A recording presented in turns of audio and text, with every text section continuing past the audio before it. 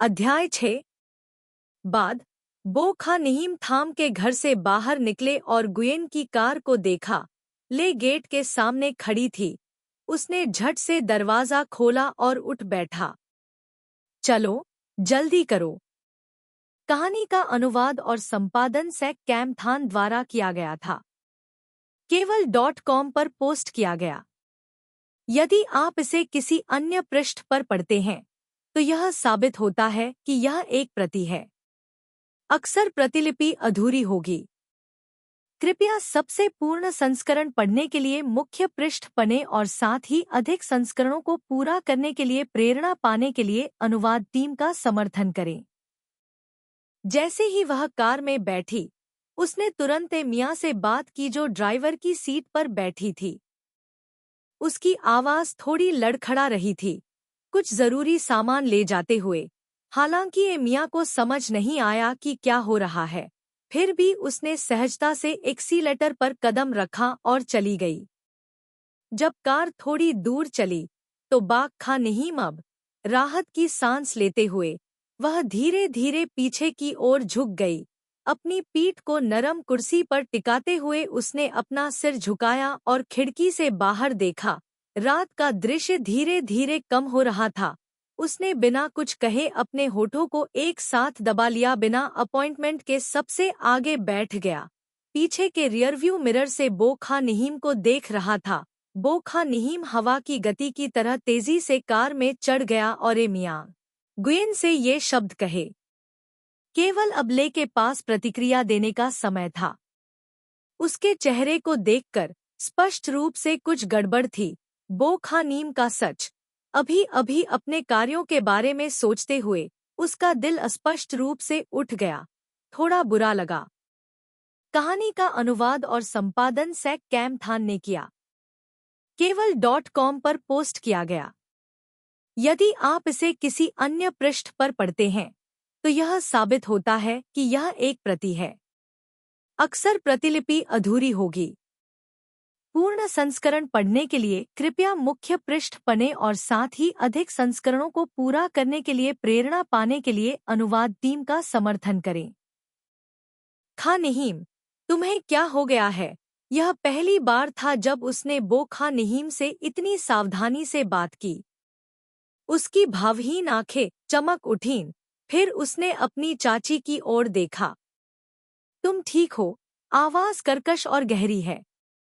ले को और भी यकीन है कि बो खा नहीम को कुछ हुआ होगा, लेकिन वह केवल थाम परिवार में ही खाना खाती है। परिवार का वह सदस्य उससे इतना प्यार करता है तो वह उसे वापस क्यों देगा? दिल टूट गया। यह असंभव है। तो आखिर में क्यों? खा नहीम, कृपया मुझे बताएं कि क्या कुछ गड़बड़ है, गुयेन ले ने धीरे से कहा।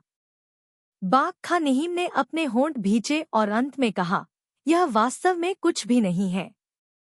बहन, मैं थोड़ा थक गया हूँ। कृपया हवाई अड्डे पर पहुंचने पर मुझे फोन करें। बोलने के बाद उसने अपना सिर खिड़की से बाहर झुका लिया, अपनी आंखें बंद कर ली और कुछ नहीं कहा। ले जानता है स्वभाव उसका, लेकिन अब वह वास्तव में चिंतित। बाग खा नहीम उसे बताएं कि यह ठीक है, लेकिन वह रोशनी को स्पष्ट रूप से देख सकती है। आंसू छलक रहे हैं।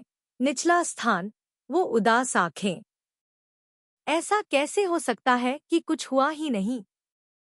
उनकी पहली प्रतिक्रिया थाम डू को कॉल करने की थी, लेकिन सिल्वर खा नहीम, भले ही वह उसके ठीक सामने थी, फिर भी वह अंधेरे में और दिन के उजाले में उसके चेहरे पर वार नहीं कर सकती थी। 10 मिनट बाद बो खा नहीम ने बिना हिले डुले उसी स्थिति को बरकरार रखा। गुयेन ले यह भी गारंटी नहीं दे सकी कि वह सो रही थी, इसलिए यह फोन कॉल अंततः तब तक नहीं किया जा सका जब तक कि वह ग्यांग होई होटल नहीं पहुंच गई। आप लोग भी आराम करने के लिए अपने कमरे में वापस जाएं। मैं भी आराम करने जाऊंगा। रास्ते में लड़कियों ने भी बो खा नहीम को पहचान लिया। नहीं, मैं बहुत खुश था। अब मैं निश्चिंत होकर कैसे जा सकता हूँ? बाग खा नहीम ने देखा कि वे अभी भी नहीं हिल रहे हैं और संदेह से पूछा, आप लोगों को क्या समस्या है? खान नहीम, ऐसे मत बनो। तो जब आप ऐसे हों तो हम सुरक्षित महसूस नहीं करते, गुयेन ले ने ईमानदारी से कहा। यह पहली बार था जब उसने बो खानीम की शक्ल इस तरह देखी। कुछ समय पहले भी जनता की राय से इतनी बुरी तरह से डांटे जाने के बाद उसने कभी भी अपने अभिनय को इस तरह से नहीं देखा था जैसे वह अब मुस्कुरा रही थी। मैं वास्तव में ठीक हूँ, यह बस है। यह सिर्फ इतना है कि मेरा वयस्कों के साथ थोड़ा झगड़ा हुआ था। मुझे अपने बारे में सोचने दो, यह ठीक है। हमें अब और चिंता करने की जरूरत नहीं है। इसके अलावा आपको अभी भी कल गतिविधियों में भाग लेना है। यदि आप पर्याप्त नींद नहीं लेंगे तो आपको काले घेरे हो जाएंगे। आप लोगों को जल्दी से अपने कमरे में वापस जाना चाहिए। बो खानीम का रवैया बहुत दृढ़ है। गुयेन ले के पास कमरे में लौटने के अलावा कोई विकल्प नहीं था। बो खानीम ने दरवाजा बंद कर दिया। उसके मुंह के कोने पर मुस्कान धीरे धीरे जम गई, फिर गायब हो गई। जब थाम डू ने के लिए उड़ान भरी, गियांग होई, रात के 11 बजे के बाद का समय था। निंगजिया हवाई अड्डे के रास्ते में उसने शुरू से ही बो खानीम को अनगिनत फोन किए, जब तक किसी ने जवाब नहीं दिया। अब जब तक घंटी बजेगी, प्रतिद्वंद्वी की बोलती बंद हो जाएगी। तुरंत फोन बंद कर दिया। थैम डू के दिल को ऐसा महसूस हुआ जैसे कोई 1000 पाउंड की चट्टान उसके ऊपर दब रही हो, जिससे उसका दम घुट रहा हो, जिससे उसे इस तरह भारीपन महसूस हो रहा हो। ऐसा पहली बार हुआ था। मुझे डर लग रहा है, उस तरह। उसे डर था कि वह गलत समझेगी, डर था कि वह ऐसा नहीं करेगी। उसका स्पष्टीकरण सुने, डर है कि वह परवाह नहीं करेगी। ध्यान रखें, अब क्योंकि उसे यह सुनने के बाद उसकी अंतिम प्रतिक्रिया भी नहीं पता थी, तभी पापा का फोन आते ही मैं अंदर से डर गया। फिर मैं घबरा रहा था। थोड़ी देर के लिए उसे उससे इस बारे में थोड़ा जल्दी बात करनी चाहिए थी। कल वह गियांग होई में एक प्रवक्ता के रूप में एक गतिविधि में भाग लेंगे, इसलिए उन्होंने तुरंत शेष सभी कार्यों को संभालने के लिए डुओंग कान्ह और वुओंग लुओंग को सौंप दिया। फिर यहाँ पहुँचे। लेकिन अब आप अभी उसे नहीं जानता। आप किस होटल में ठहरे हैं? क्या यह भी एक परेशानी वाली बात है? अगले ही पल उसे अचानक किसी का ख्याल आया। वह सचमुच असमंजस की हद तक जल्दी में था। फिर मैं तुम्हें कैसे भूल सकता हूँ? ले, आप उसे कॉल कर सकते हैं। जिस दिन थाम डू गुयेन को कॉल करने की तैयारी करें, इसी समय ले को इसे एक कॉल प्राप्त हुई। वह सुबह के बारे में सोच रहा हूँ। कल प्रचार गतिविधियों में भाग लेने के लिए बो खानीम ने तुरंत स्नान किया और अपने बाल सुखाने के बाद बिस्तर पर जाने के लिए वह लाइट बंद करने ही वाली थी कि अचानक दरवाजे पर दस्तक हुई। खटखटाओ, खटखटाओ, खटखटाओ। बो खानीम की हरकतें। थोड़ा रुका, थोड़ा। अपने जूते पहनो और दरवाजे की ओर चलो। वह कौन है? वह तुम हो। दरवाजे के बाहर गुयेन की आवाज आई। ले। बाग खानीम ने भौहें चढ़ा ली। पहले ही इतनी देर हो चुकी थी। क्या उसे कुछ जरूरी काम था? यह सोचते हुए वह जल्दी से दरवाजा खोलने के लिए आगे बढ़ी। हालांकि दरवाजा खुलने के बाद बाहर वाला व्यक्ति गुयेन नहीं था, लेकिन यह थाम डू था, एक धूल भरा शरीर। दालान में रोशनी सीधे उसके सुंदर चेहरे पर चमक रही थी। पलक झपकते ही बो खानीम की आंखों के नीचे अभी भी आंसू बह रहे थे। नीचे गिर जाओ। गुयेन ले ने देखा कि उसका मिशन पूरा हो गया है। अब यहाँ रुकने की कोई जरूरत नहीं है। वह अचानक थाम डू के पीछे से वह मुड़ा और अपने कमरे में लौट आया। वहाँ थाम डू था। यहाँ उसे मानसिक शांति मिली है। कम से कम आज रात तो वह चैन से सो सकेगी। बाघ खानीम ने थामडू के प्रवेश के लिए दरवाजा खोला। जैसे ही वह दरवाजे में दाखिल हुआ, थामडू तुरंत उसे आलिंगन में खींच लिया। अपने सीने में वह अभी भी रखता है। बाहर की ठंडक का पालन करते हुए उसने अपने सामने लड़की की पतली कमर को कसकर पकड़ लिया, जैसे कि उसे डर हो कि वह उसकी बाहों से फिसल जाएगी। लेकिन बो खानीम ने उसे दूर नहीं किया, बल्कि आंसू और भी जोर से गिरे। मुझे खेद है, मुझे खेद है, मुझे बहुत खेद है। थामडू ने उसके चेहरे पर आंसू पोंछने के लिए माफी मांगी। उसने एक बार कहा था, जिस चीज से वह सबसे ज्यादा डरता था वह एक महिला को देखना था। उसे अपने सामने रोते हुए देखना, उसके दिल को बेहद दर्द होता है, लेकिन जितना अधिक वह पोंछता है, बो खानीम के आंसू और भी अधिक गिर गए। नहीं नहीं, रो मत। थामडू के शब्द अभी खत्म नहीं हुए थे। उसके होठों को बो खानीम ने आक्रामक रूप से ढक दिया था। उसने बिना किसी हिचकिचाहट के उसके होठों को काटने और काटने के लिए अपनी ताकत का इस्तेमाल किया। उसके शरीर से कपड़े खींचने की कोशिश।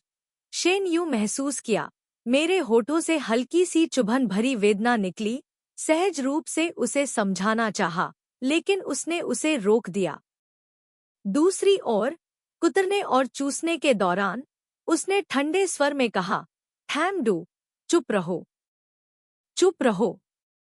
शेनडू इतना उत्तेजक था कि उसके पूरे शरीर में आग लग गई थी और उसके मुंह में भाप थी। इस समय उसकी नरम, गर्म सांसें, कमरे का तापमान अचानक, बाहर बारिश हो रही थी। बारिश की बूंदें खिड़की के शीशे से टकराईं, जिससे चटकने की स्पष्ट आवाज आई। अब कमरे में दो लोग खाली हैं, सुन भी सकते हैं, जैसे बारिश गिरने की आवाज सुने।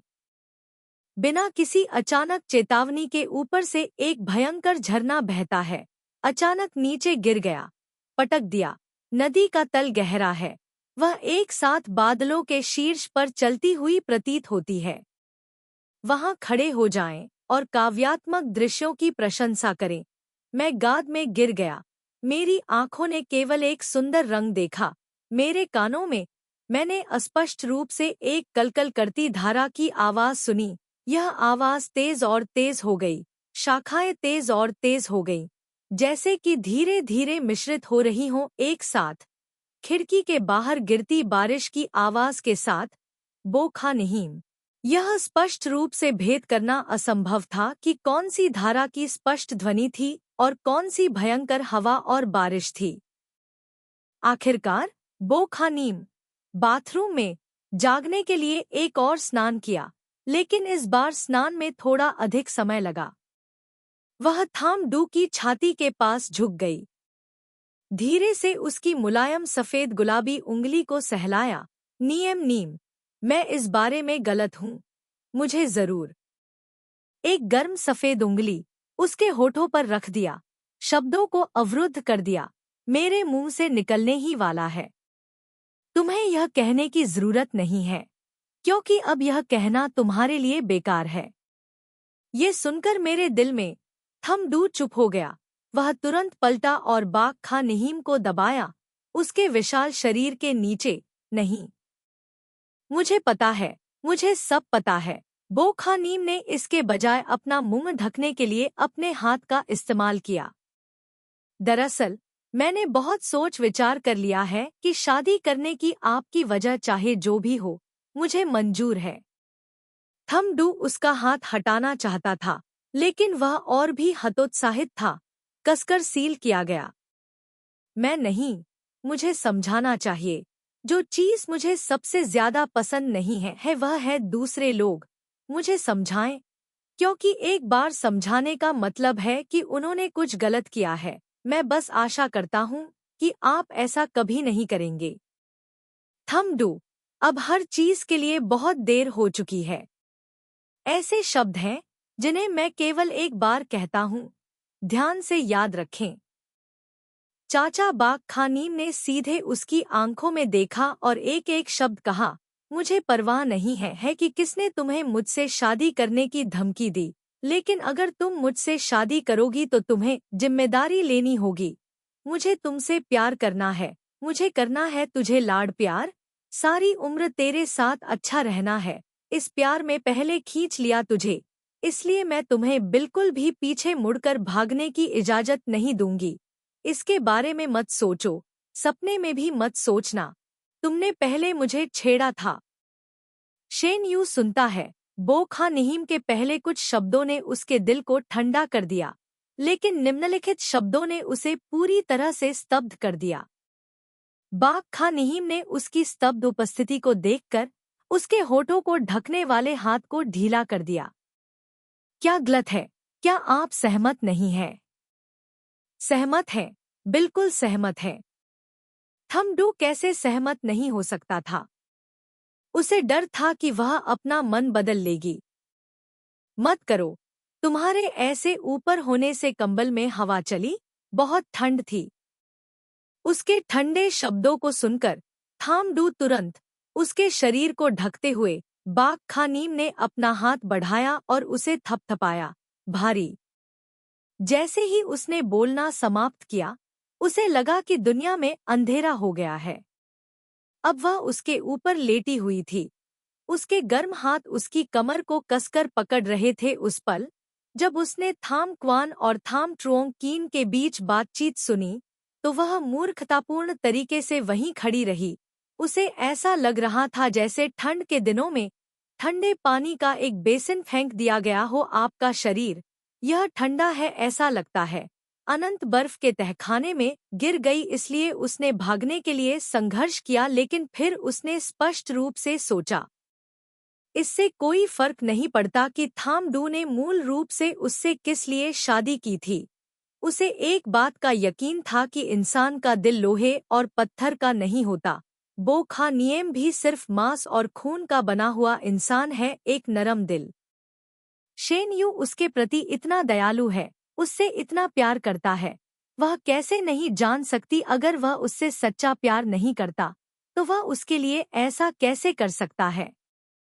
मैं आपके सामने, लेकिन दूसरों के सामने कैसे लाड प्यार और कोमल हो सकता हूँ? निश्चित रूप से दूसरी बात यह है कि वह उससे और भी अधिक प्यार करता है। भले ही वह उससे प्यार नहीं करता हो, वह उसे बिल्कुल भी जाने नहीं देगी। अगर थामडू जैसा अच्छा आदमी चूक जाता है, तो दूसरे व्यक्ति को खोजने के लिए कहाँ जाना है? बो खानीम थोड़ा थका हुआ था। उसकी पलकें आपस में चिपकी हुई लग रही थी। खासकर उससे स्पष्ट रूप से बात करने के बाद वह और भी अधिक नींद में आ गई। थम्बडू, मुझे नींद आ रही है। हाँ, सो जाओ। उसने धीरे से उसके मुलायम बालों को सहलाया। बो खानीम को नींद आ रही थी और वह एक खूबसूरत सपने में जाना चाहती थी। ऐसा लगा जैसे उसने किसी की फुसफुसाहट सुन ली हो। उसने उसके कान में कहा, नहीं नहीं, वास्तव में, चाहे तुम मुझे धमकी दो या नहीं, मैं तुमसे शादी करूंगा। ट्रियो की मां ने गुस्से में आकर ट्राइयो परिवार के ड्राइवर से पूछा। ट्रियो की मां की मिनखे के प्रति भावनाएं बहुत जटिल थी। हालांकि वह जानती थी कि यह बच्ची उसकी जैविक बेटी थी। आखिरकार उसने पिछले 15 वर्षों से उसका चेहरा नहीं देखा था। यह सचमुच अजीब है। यहाँ तक कि गले लगाने जैसे कुछ शारीरिक स्पर्श भी बहुत शर्मनाक है।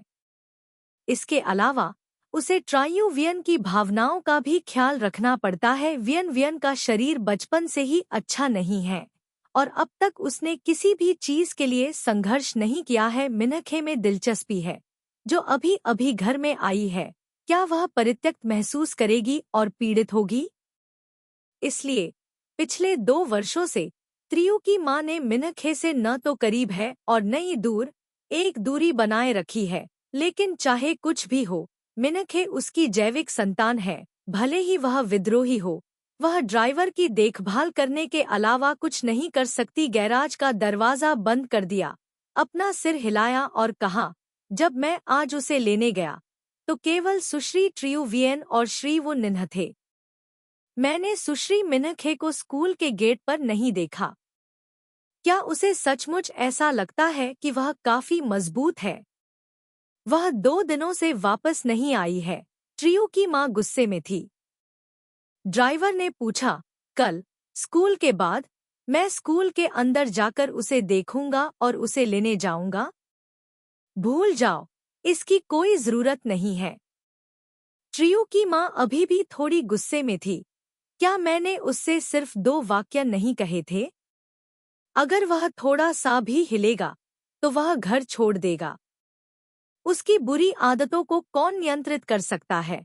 अगर वह वापस नहीं आती है तो चले जाओ, उसे लेने की पहल मत करो।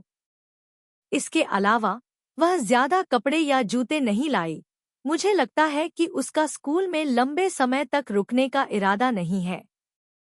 आखिर यह किसी और का पारिवारिक मामला था, इसलिए ड्राइवर को कुछ भी कहने का अधिकार नहीं था। ट्रियो की माँ पलटकर घर में घुस गई। ट्रियो वियन की आज कक्षा में एक कला गतिविधि थी, इसलिए वह वापस नहीं आया। ट्रियो वो निन्ह ने खाना नहीं खाया और पता नहीं किस बात पर गुस्सा हो। जब वह घर पहुंचा तो वह गेम खेलने के लिए अपने कमरे में गया और उसने अकेले रात का खाना खाया और पाया कि वहां कोई मीठी और खट्टी तली हुई पसलियां नहीं पकाई गई थी मेज पर मिन्ह के द्वारा। खाने के बाद वह टीवी देखने के लिए सोफे पर वापस चली गई। मिनखे अब पहले की तरह अपना कंधा नहीं दबा सकती थी और उसे दिल में दुख हुआ। अब उसे लगा कि घर थोड़ा सूना है। वह मिनखे से स्कूल की स्थिति के बारे में पूछना बर्दाश्त नहीं कर सकती थी, इसलिए उसे ऊपर जाना पड़ा और त्रियु वो निन्ह का दरवाजा खटखटाना पड़ा। क्या तुमने आज अपनी बहन को स्कूल में देखा? क्या आपने उससे पूछा कि वह कब परेशानी उठाकर घर जाने की योजना बना रही है? मैंने एक दूसरे को नहीं देखा है। मैं 10वीं कक्षा में हूँ। मुझे उसकी 12वीं कक्षा में क्यों जाना है? ट्रियो वो निन्ह को दोपहर की घटना याद आई जब मिनखे ने कैफेटेरिया में उसे नजरअंदाज कर दिया था और उसका चेहरा और भी खराब हो गया था। माँ, मुझसे मत पूछो। क्या मैं वही हूँ जो लोगों को घर छोड़ने के लिए डांटती थी? ट्रियो की माँ अवाक रह गई और उसके पास करने के लिए और कुछ नहीं था, लेकिन उसे बाहर जाना पड़ा और तब तक इंतजार करना पड़ा जब तक कि दरवाजे के बाहर से किसी के कदम नहीं निकल रहे थे। ट्रायू वो निन्हा ने गेम बंद कर दिया और वीचैट खोला।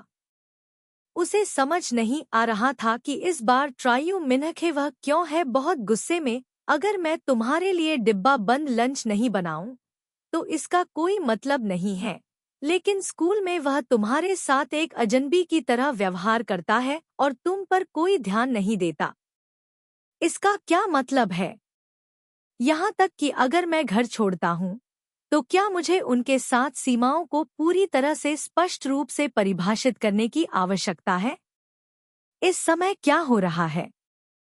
क्या ऐसा इसलिए नहीं था क्योंकि ट्रियो वियन को एलर्जी की प्रतिक्रिया थी कि उसके परिवार ने उसे केवल कुछ ही बार डांटा था? जलने से पहले उसने कुछ नहीं कहा।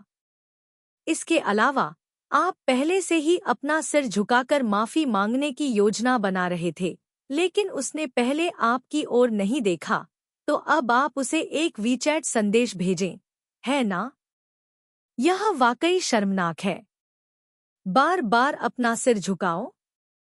हालांकि अगर वह इस बार घर नहीं आती है और भविष्य में रात का खाना नहीं बनाएगी तो मुझे क्या करना चाहिए? आज त्रियु वो निन्हा वास्तव में रात का खाना निगल नहीं सका। यह वास्तव में अपरिचित था। त्रियु वो निन्हा को याद आया जब वह आज घर आया तो उसे त्रियु मिनखे के खाली कमरे का सामना करना पड़ा। उसने फिर से भौहें सिकोड़ी, अपने बाल पकड़ लिए और कुछ बार टाइप करने के बाद आखिरकार उसने अपनी आंखें बंद कर ली और एक संदेश भेजा। ट्रायू मिनखे, आज दोपहर को आपका क्या मतलब है? वह बिस्तर पर पालथी मारकर बैठ गया, अपने दिल में दुखी भावना को दबाने की कोशिश कर रहा था। यह देखने की योजना बना रहा था कि त्रियु मिनखे कैसे जवाब देगा। अचानक, बिना किसी चेतावनी के, उसने एक लाल विस्मयादिबोधक चिन्ह देखा। आप उसके दोस्त नहीं हैं। पहले एक फ्रेंड रिक्वेस्ट भेजें और टेक्स्ट करने से पहले दूसरे व्यक्ति के स्वीकार करने की प्रतीक्षा करें।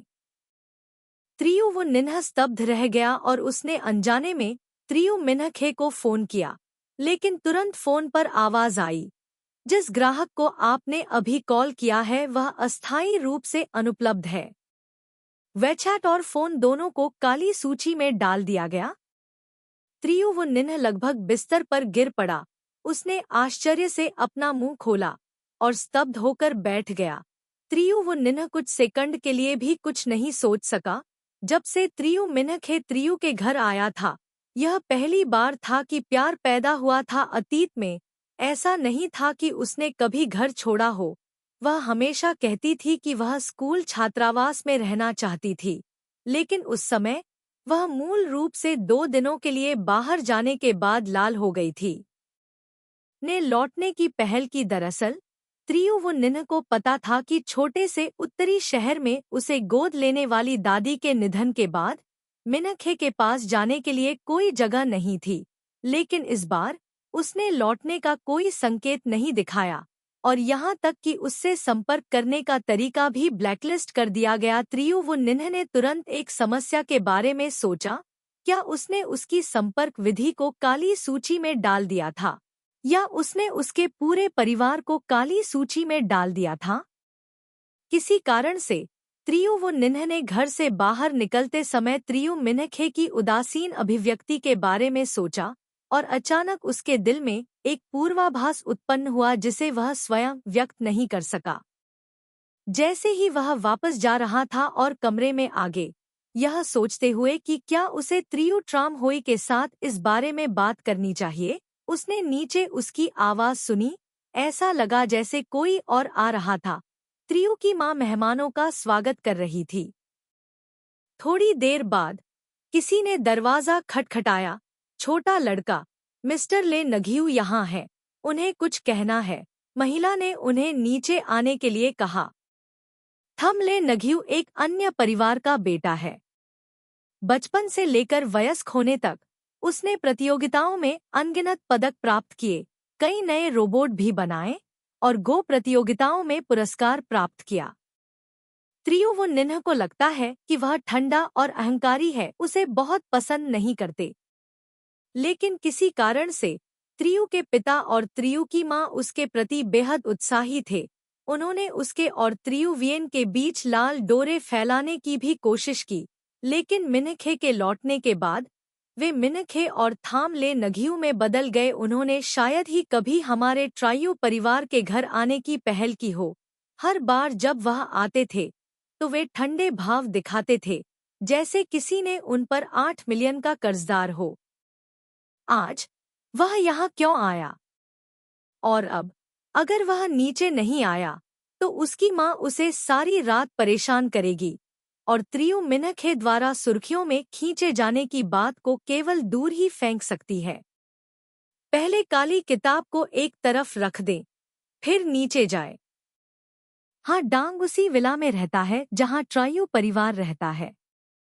इसलिए उस रात ट्राइयो परिवार के घर में जो कुछ भी हुआ वह तुरंत मिन्हखे के कानों तक पहुंच गया। हाँ, डांग ने एक टेक्स्ट संदेश भेजा। मैंने सुना है कि थाम ले नघियू आज रात आपके घर आ रहे हैं। मिन्हखे स्तब्ध रह गया। त्रियु वो निन्ह के समान विचार रखते हुए थाम ले नघियू ने त्रियु के घर जाने की पहल की। क्या सूर्य पश्चिम में उगता है? हाँ, डांग का संदेश फिर आया। किसी ने देखा। स्कूल के बाद वह नगाक टियू हा को ढूंढने के लिए कक्षा में गया था।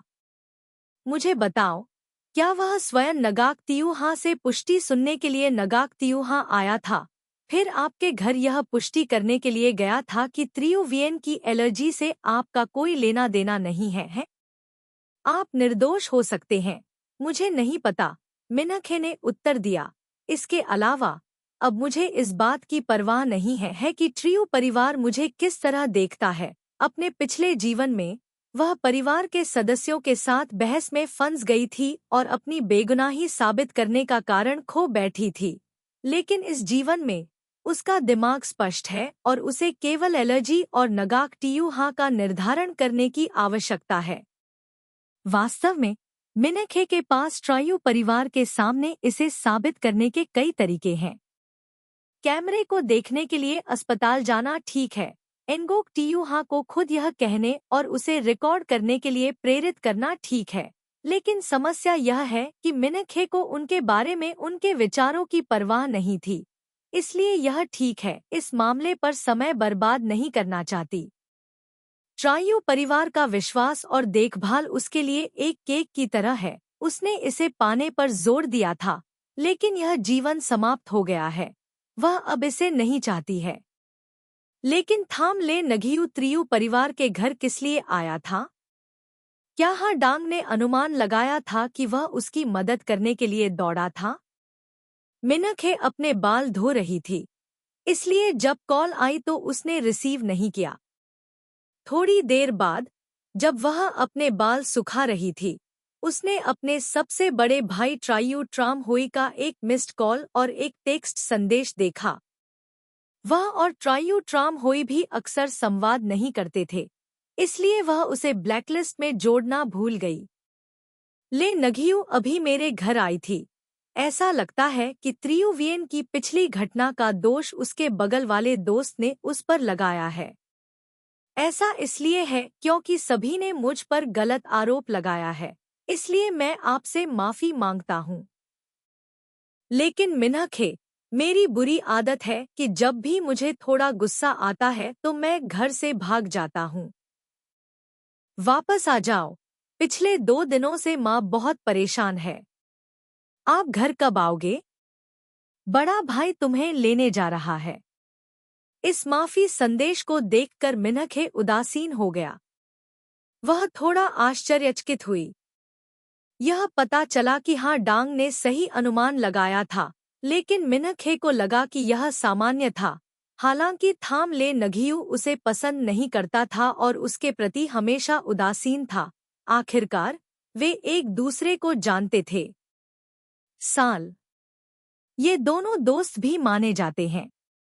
इसके अलावा यह थाम ले नगियू न केवल उसके प्रति ठंडा है, बल्कि हर किसी के प्रति। वह अहंकारी लोगों की नज़र में हमेशा दूसरों को नमक के दाने से भी कम समझता है। स्कूल के छात्रावास में था, वह मदद करने में सक्षम था। हालांकि यह थाम ले नगियू कुछ अतिशयोक्तिपूर्ण काम कर रहा था, मिनखे को भी बेहद आभारी महसूस हुआ। यह उस मासूम लड़की के लिए उसकी गुप्त भावनाओं की बर्बादी नहीं है, जो उसके पिछले जीवन में उसके लिए थी।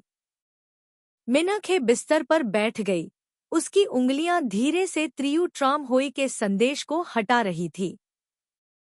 उसके बाद उसने ट्रायू परिवार के सभी फोन नंबर और वीचैट हटा दिए। क्या वह घर नहीं जाएगी, अपने पिछले जीवन की लाइलाज बीमारी को दोहराने के लिए? तथ्य यह है कि त्रियुवियन के पास महिला प्रधान होने का भाग्य है।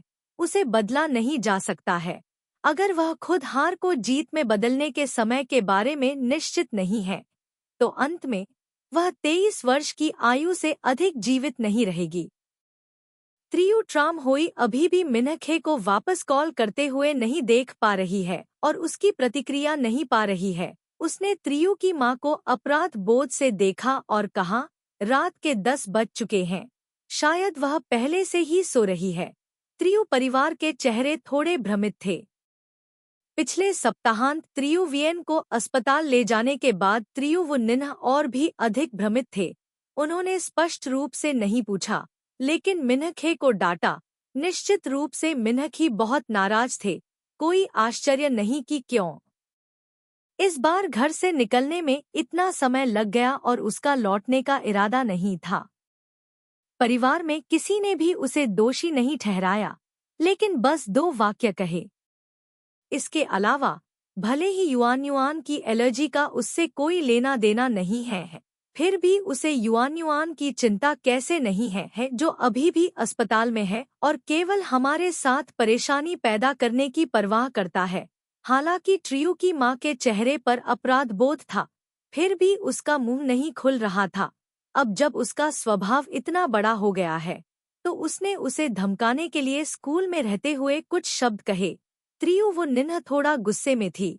माँ, क्या आप थोड़ी बहस करना बंद कर सकती हैं? त्रियू ट्रामहोई ने उसे बैठने में मदद की और कहा, मिनखे सिर्फ एक गुस्से वाली बच्ची है, उसे थोड़ा सांत्वना देना ठीक है। मैं इस सप्ताह के अंत में उसे लेने जाऊंगी। हालांकि उसके लौटने के बाद भी आपको उससे सॉरी कहना चाहिए। माँ वह है जो निडरता और निर्भीकता से अपनी बात कहती है। ट्रियो की माँ ने भौहें चढ़ाकर कहा, ठीक है, यह बच्ची सचमुच पूरे घर में अराजकता पैदा कर रही है। चलो इस सप्ताह के अंत में उसके वापस आने तक प्रतीक्षा करें और फिर इसके बारे में फिर से सोचें। उसके बगल में त्रियो वो निन्ह ने उसके मुंह का कोना घुमाया, लेकिन कुछ नहीं बोला। त्रियो मिनखे ने उसे काली सूची में खींच लिया। क्या मैं अब भी उसे वापस ले जा सकता हूँ? शायद वह फिर कभी वापस नहीं आएगी। उसने ट्रियो की माँ की शर्मिंदा और नाराजगी को देखा और उसके मन में एक विचार आया कि यह स्पष्ट रूप से मिनखे की गलती क्यों नहीं थी। लेकिन उसने इसे वापस नहीं कहा, लेकिन उसके परिवार ने फिर भी उसे दोषी ठहराया। इसके अलावा जब थामले नघियू ने समझाया, तब भी ट्रियो की माँ मिनखे को न समझने पर नाराज हुई। अगर यह अन्याय आपके साथ हुआ तो आप क्या करेंगे? 16 वर्षीय त्रियो वो निन्हा पहली बार इस शब्द से आश्चर्यचकित हुए। केवल gaknomongmo.wordpress.com पर पढ़े जो मुख्य पृष्ठ का मालिक है। बाकी लोग हैं, सब चोरी हो गया। ट्रियो ट्रामहोई के अचानक टेक्स्ट संदेश ने मिनखे के अच्छे मूड को बिल्कुल भी बर्बाद नहीं किया। उसने अपना होमवर्क पूरा किया और अपने दिन के परिणामों को देखा। 4 छोटे अंकुर बड़े करीने से बढ़ रहे थे और उसका दिल लड़ने की भावना से भर गया था। वह आज दोपहर को 3 कक्षाओं के लिए फोडुओंग हाई के बगल में बैठी थी। तार्किक रूप से उसे बहुत भाग्य मिलना चाहिए था, लेकिन 5 कलियां अभी अभी जमीन पर उगी थीं। उनमें फूटने का कोई संकेत नहीं था। मुझे नहीं पता कि क्या हुआ। उसके बाद मुझे जो भाग्य मिला वह पिछली बार की तरह मजबूत नहीं लग रहा था। फोडुओंग के शरीर से हवा की एक गहरी सांस। नमस्ते। सिस्टम ने उसे समझाया, गैस के अंदर जाने का प्रभाव धीरे धीरे कम हो जाएगा। पहली बार मेजबान फोडुओंग हाई के बगल में दिखाई दिया। मूल काम में इसका अर्थ है। महिला खलनायक ने फोडुओंग हाई को देखा। फोडुओंग हाई के बगल में बैठी लेखक के लिए यह एक तरह का उत्साह था। यदि आप चाहें तो आपकी किस्मत को थोड़ा बढ़ा सकता है। हालांकि अगर वह सौभाग्य की सांस लेने के लिए उसके बगल में बैठी रहती, तो मूल कार्य इसका बार बार वर्णन नहीं कर पाता। पाठक लेखक को डांटते, इसलिए उसकी सौभाग्य की सांस भी कमजोर हो जाती। मिनखे थोड़ा थका हुआ था और उसने पूछा, तो क्या अन्य चीजें समान है, सभी घटते प्रभाव के साथ? हाँ, यह मूल रूप से वही है, सिस्टम ने कहा। एक दिन के दौरान उसी चीज का प्रभाव धीरे धीरे कमजोर हो जाएगा। जीवित रहना कठिन है, आपको लगातार कुछ नया करना होगा। बोलना समाप्त करने के बाद मिनखे को अचानक याद आया कि उसके पास फोडुओंग हाई का वीचैट है। स्कूल के बाद वह खरीदारी करने गई, लेकिन उसने अभी तक उसे कोई टेक्स्ट संदेश नहीं भेजा था। वह खुश हो गई, अपने बाल सुखाए, फिर अपना फोन चार्ज करने के लिए बिस्तर पर चली गई।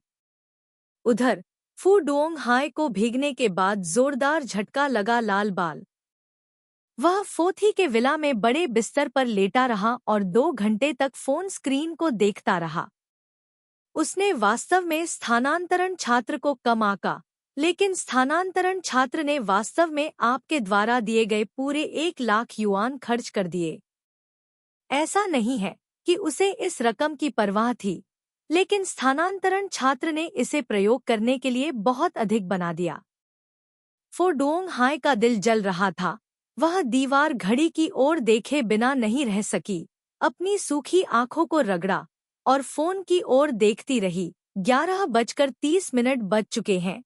स्थानांतरण छात्र के साथ क्या हो रहा है? क्या आपने उसे वेचैट संदेश नहीं भेजा? यदि कोई आपको खर्च करने के लिए पैसे देता है, तो आपको धन्यवाद भी मिल सकता है कि आपके पास कुछ भी क्यों नहीं है। भले ही तुम इसे पैसे के लिए अपनाओ, क्या तुम इसे ईमानदारी से आगे बढ़ा सकते हो? अचानक सेल फोन में कंपन हुआ। वीचैट एप्लीकेशन पर एक अधिसूचना दिखाई दी। फो डुओंग हाय तुरंत उछल पड़ा, जिससे फोन बिस्तर के नीचे गिर गया। वह तुरंत नीचे झुका। नौकरानी ने कहा, मास्टर, हैं आप ठीक हैं? ठीक है, ठीक है, यहाँ मत आओ। इस तरफ मिनखे बिस्तर के सिरहाने झुक गया। एक पल के लिए सोचा और एक टेक्स्ट संदेश भेजा, मिस, क्या आप कृपया मुझे रोकना बंद कर सकती हैं? ऐसा संदेश भेजने पर दूसरी ओर से कोई जवाब नहीं दिया गया। मिनखे को उससे जवाब की उम्मीद नहीं थी, बस जल्दी से फूल के बर्तन की ओर देखा। निश्चित रूप से पहली बार जब उसके पास सबसे बड़ी ताकत थी, तो उसका आधा हिस्सा तुरंत उत्तेजित हो गया और सीधे बैठ गया। दूसरी तरफ के व्यक्ति ने कोई हलचल नहीं की। मिनखे ने कोई आपत्ति नहीं की और संदेश भेजना जारी रखा। संदेश, शुभ रात्रि। इस बार 5वां पेड़ केवल सवा लंबा है। मिनखे ने सिस्टम से पूछा, क्या भेजे गए संदेश की गुणवत्ता पर कोई प्रभाव पड़ेगा? सिस्टम ने उत्तर दिया, मुझे इसके बारे में पता नहीं है। मेजबान को प्रयास करना चाहिए। तो मिनखे ने तुरंत फोन के कीबोर्ड पर बेतरतीब ढंग से स्क्रॉल किया और एक संदेश भेजा। सच्चाई यह है कि कार्ड कामदेव के तीर में जम गया था। एटैच डुक्तिनहैन के पगोड़ा में बड़ी परेशानी हुई। कामदेव के तीर पर क्लिक करें और आपको एसडी कास कार्ड, तीसरे वर्ष का विश्वविद्यालय परीक्षा कार्ड मिलेगा। आप तात दीन कार्ड, तू खा कार्ड, एसडी कार्ड, तू खा कार्ड, एसडी कार्ड, चाकू उत्कीर्ण देख सकते हैं। कार्ड, तात दिन कार्ड, बड़ा कार्ड देखें। तात खाक तू का तात दिन कार्ड दोनों जल्दी से ऊपर जाएं और देखें। एक यह संदेश मिनखे ने बेतरतीब ढंग से लिखा है। इसमें कोई सामग्री नहीं है, इसलिए इसे पढ़ने का कोई मतलब नहीं है। हर कोई ध्यान नहीं देता है। इस बार 5वां पेड़ केवल 1/8 लंबा है। ऐसा लगता है कि भेजे गए संदेश की लंबाई और सामग्री पेड़ के विकास को प्रभावित नहीं करती है। केवल एक चीज जो प्रभावित कर सकती है वह है इसे कितनी बार भेजा गया है। फो डुओंग हाय ने कोट का हैंगर उठाया और बिस्तर के नीचे से फोन निकालने में काफी प्रयास किया।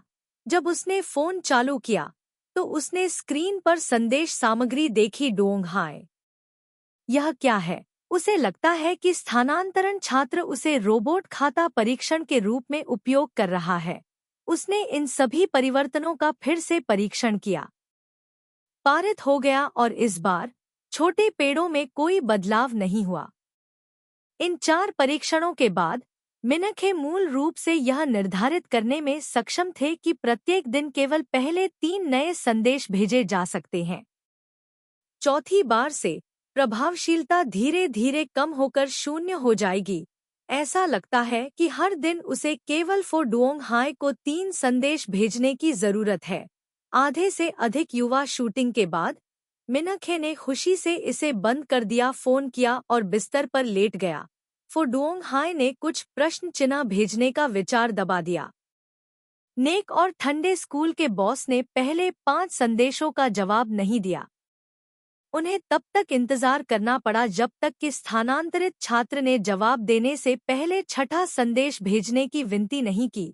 लेकिन आज रात फो डुओंग हाय पूरी रात इंतजार नहीं कर सका। अगले संदेश के आने की प्रतीक्षा करें। वह अपनी आंखों के नीचे 2 काले घेरे के साथ फो डुओंग हाय ने स्क्रीन पर गंदे संदेशों को देखा। शायद यह छात्रों की एक नई चाल है जो लोग वर्ग बदलते हैं। वे जानबूझकर आकर्षित करने की कोशिश कर रहे हैं। आप महिलाएं अमीर हैं, केवल आपके पैसे पर नजर रख रही हैं। कल आपको काली सूची में डाल दिया जाएगा। लेखक को कुछ कहना है। डुओंग हाय अक्सर हर किसी से डींगे हाँकता है। पत्नी, मैं बहुत महान हूँ। वह मुझे कभी भी एक दिन में 3 से अधिक संदेश नहीं भेजती। काफी समय बाद जब उसे सच्चाई पता चली डोंग हाय फूट फूट कर रोने लगी।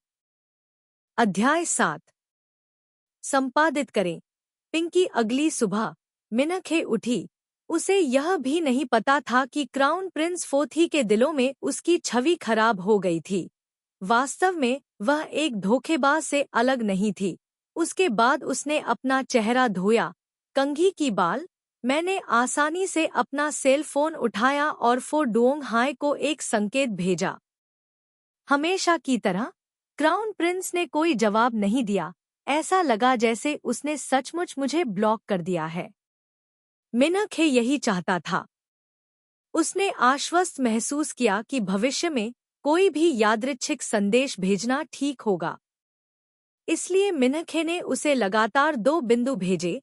जैसे ही उसका 3 वीचैट संदेश भेजने का काम पूरा हुआ, उसके गमले में लगे पौधों पर, और निश्चित रूप से इन 3 संदेशों से प्राप्त भाग्य में कल की तुलना में बहुत अधिक बदलाव नहीं आया। 5वीं कली थोड़ी और बढ़ती है, लेकिन यह कुछ भी नहीं से बेहतर है। ठीक उसी तरह मिनखे बहुत संतुष्ट थी। उसने दर्पण में अपने बाएं गाल को देखा। निशान केवल एक छोटा सा था। पूरी रात फो डुओंग हाय को ठीक से नींद नहीं आई। सुबह जब वह उठा तो उसके शरीर के चारों ओर दबाव पहले से ही बेहद कम था। वह जमीन के पास वाली खिड़की के पास बैठकर कॉफी पीने लगा। किसी भी नौकरानी ने उसे छेड़ने की हिम्मत नहीं की। अचानक उसका फोन कई बार वाइब्रेट हुआ। वह गुस्से में था और उसने फोन खोला। तभी एक ट्रांसफर छात्र का टेक्स्ट संदेश देखा। 3 बिंदु। डिप्टी डुओंग हाय को इस बात पर बेहद संदेह था कि क्या वह 0.2G सर्फिंग कर रहा था या नहीं। अन्यथा वह पूरी तरह से यह क्यों नहीं समझ पा रहा था कि स्थानांतरण छात्र ने मोर्स कोड 1 की तरह क्या सामग्री भेजी थी। एक मोर्स कोड 1 है दूरसंचार में वर्णों के पाठ को 2 अलग-अलग सिग्नल अंतरालों के मानक अनुक्रम के रूप में एनकोड करने के लिए उपयोग की जाने वाली विधि, जिसे डॉट्स और डैश या डिट्स और डास कहा जाता है। स्रोत विकिमीडिया। केवल gacmomo.wordpress.com पर पढ़े जो आधिकारिक साइट है। बाकी सब चोरी हो गया है। उसने ध्यान न देने की कोशिश की, लेकिन फिर भी मदद नहीं कर सका और बाइडू खोला और खोजना शुरू कर दिया। 3 बिंदु क्या दर्शाते हैं? बहुत जल्दी उन्हें उत्तर मिल गया। वास्तव में रोमांस उपन्यासों में एक रहस्य है। 3 बिंदु कहते हैं कि मुझे तुम्हारी याद आती है, मैं तुमसे प्यार करता हूँ और बदले में मुझे कुछ नहीं चाहिए। यह एक रहस्य है जो मेरा है। यह हमेशा एक रहस्य रहेगा जिसे आप कभी नहीं जान पाएंगे। इस स्थानांतरण छात्र का क्या मतलब है? फो डोंग हाय बहुत संशय में था। यह वास्तव में चालों से भरा था, लेकिन चाहे उसके मन में कुछ भी हो, उसका उसके साथ खिलवाड़ करने का कोई इरादा नहीं था। अलविदा।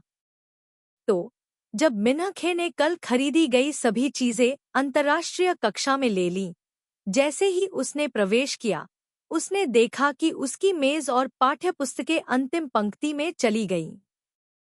उसके सहित पूरी कक्षा में कुल 42 लोग थे, जो 7-7 सीटों की 6 पंक्तियों में व्यवस्थित थे। परिणामस्वरूप उसकी मेज अब पानी निकालने वाली मशीन के बगल में आखिरी पंक्ति में चली गई। 7वीं पंक्ति। इस तरह से बैठने का आवंटन पूरी कक्षा को बेहद बदसूरत बना देता है। मिनखे ने कभी उम्मीद नहीं की थी कि फो डुओंग हाय इतना तुच्छ होगा। कल उसने सोचा कि फो डुओंग हाय ने कहा कि एक दोपहर के बदले में केक बस यही कह रहा था। अप्रत्याशित रूप से अगले दिन उसके द्वारा उसका पीछा किया गया। उसने वास्तव में उससे इतना तुच्छ होने की उम्मीद नहीं की थी। मिनखे स्तब्ध खड़ा था। उसके पूरे शरीर में हलचल महसूस हो रही थी। खाथान वान ने जम्हाई ली और आगे बढ़ गया। मिस्टर हाय हमेशा देर से आते हैं और जल्दी चले जाते हैं, लेकिन वह अभी तक नहीं आए हैं।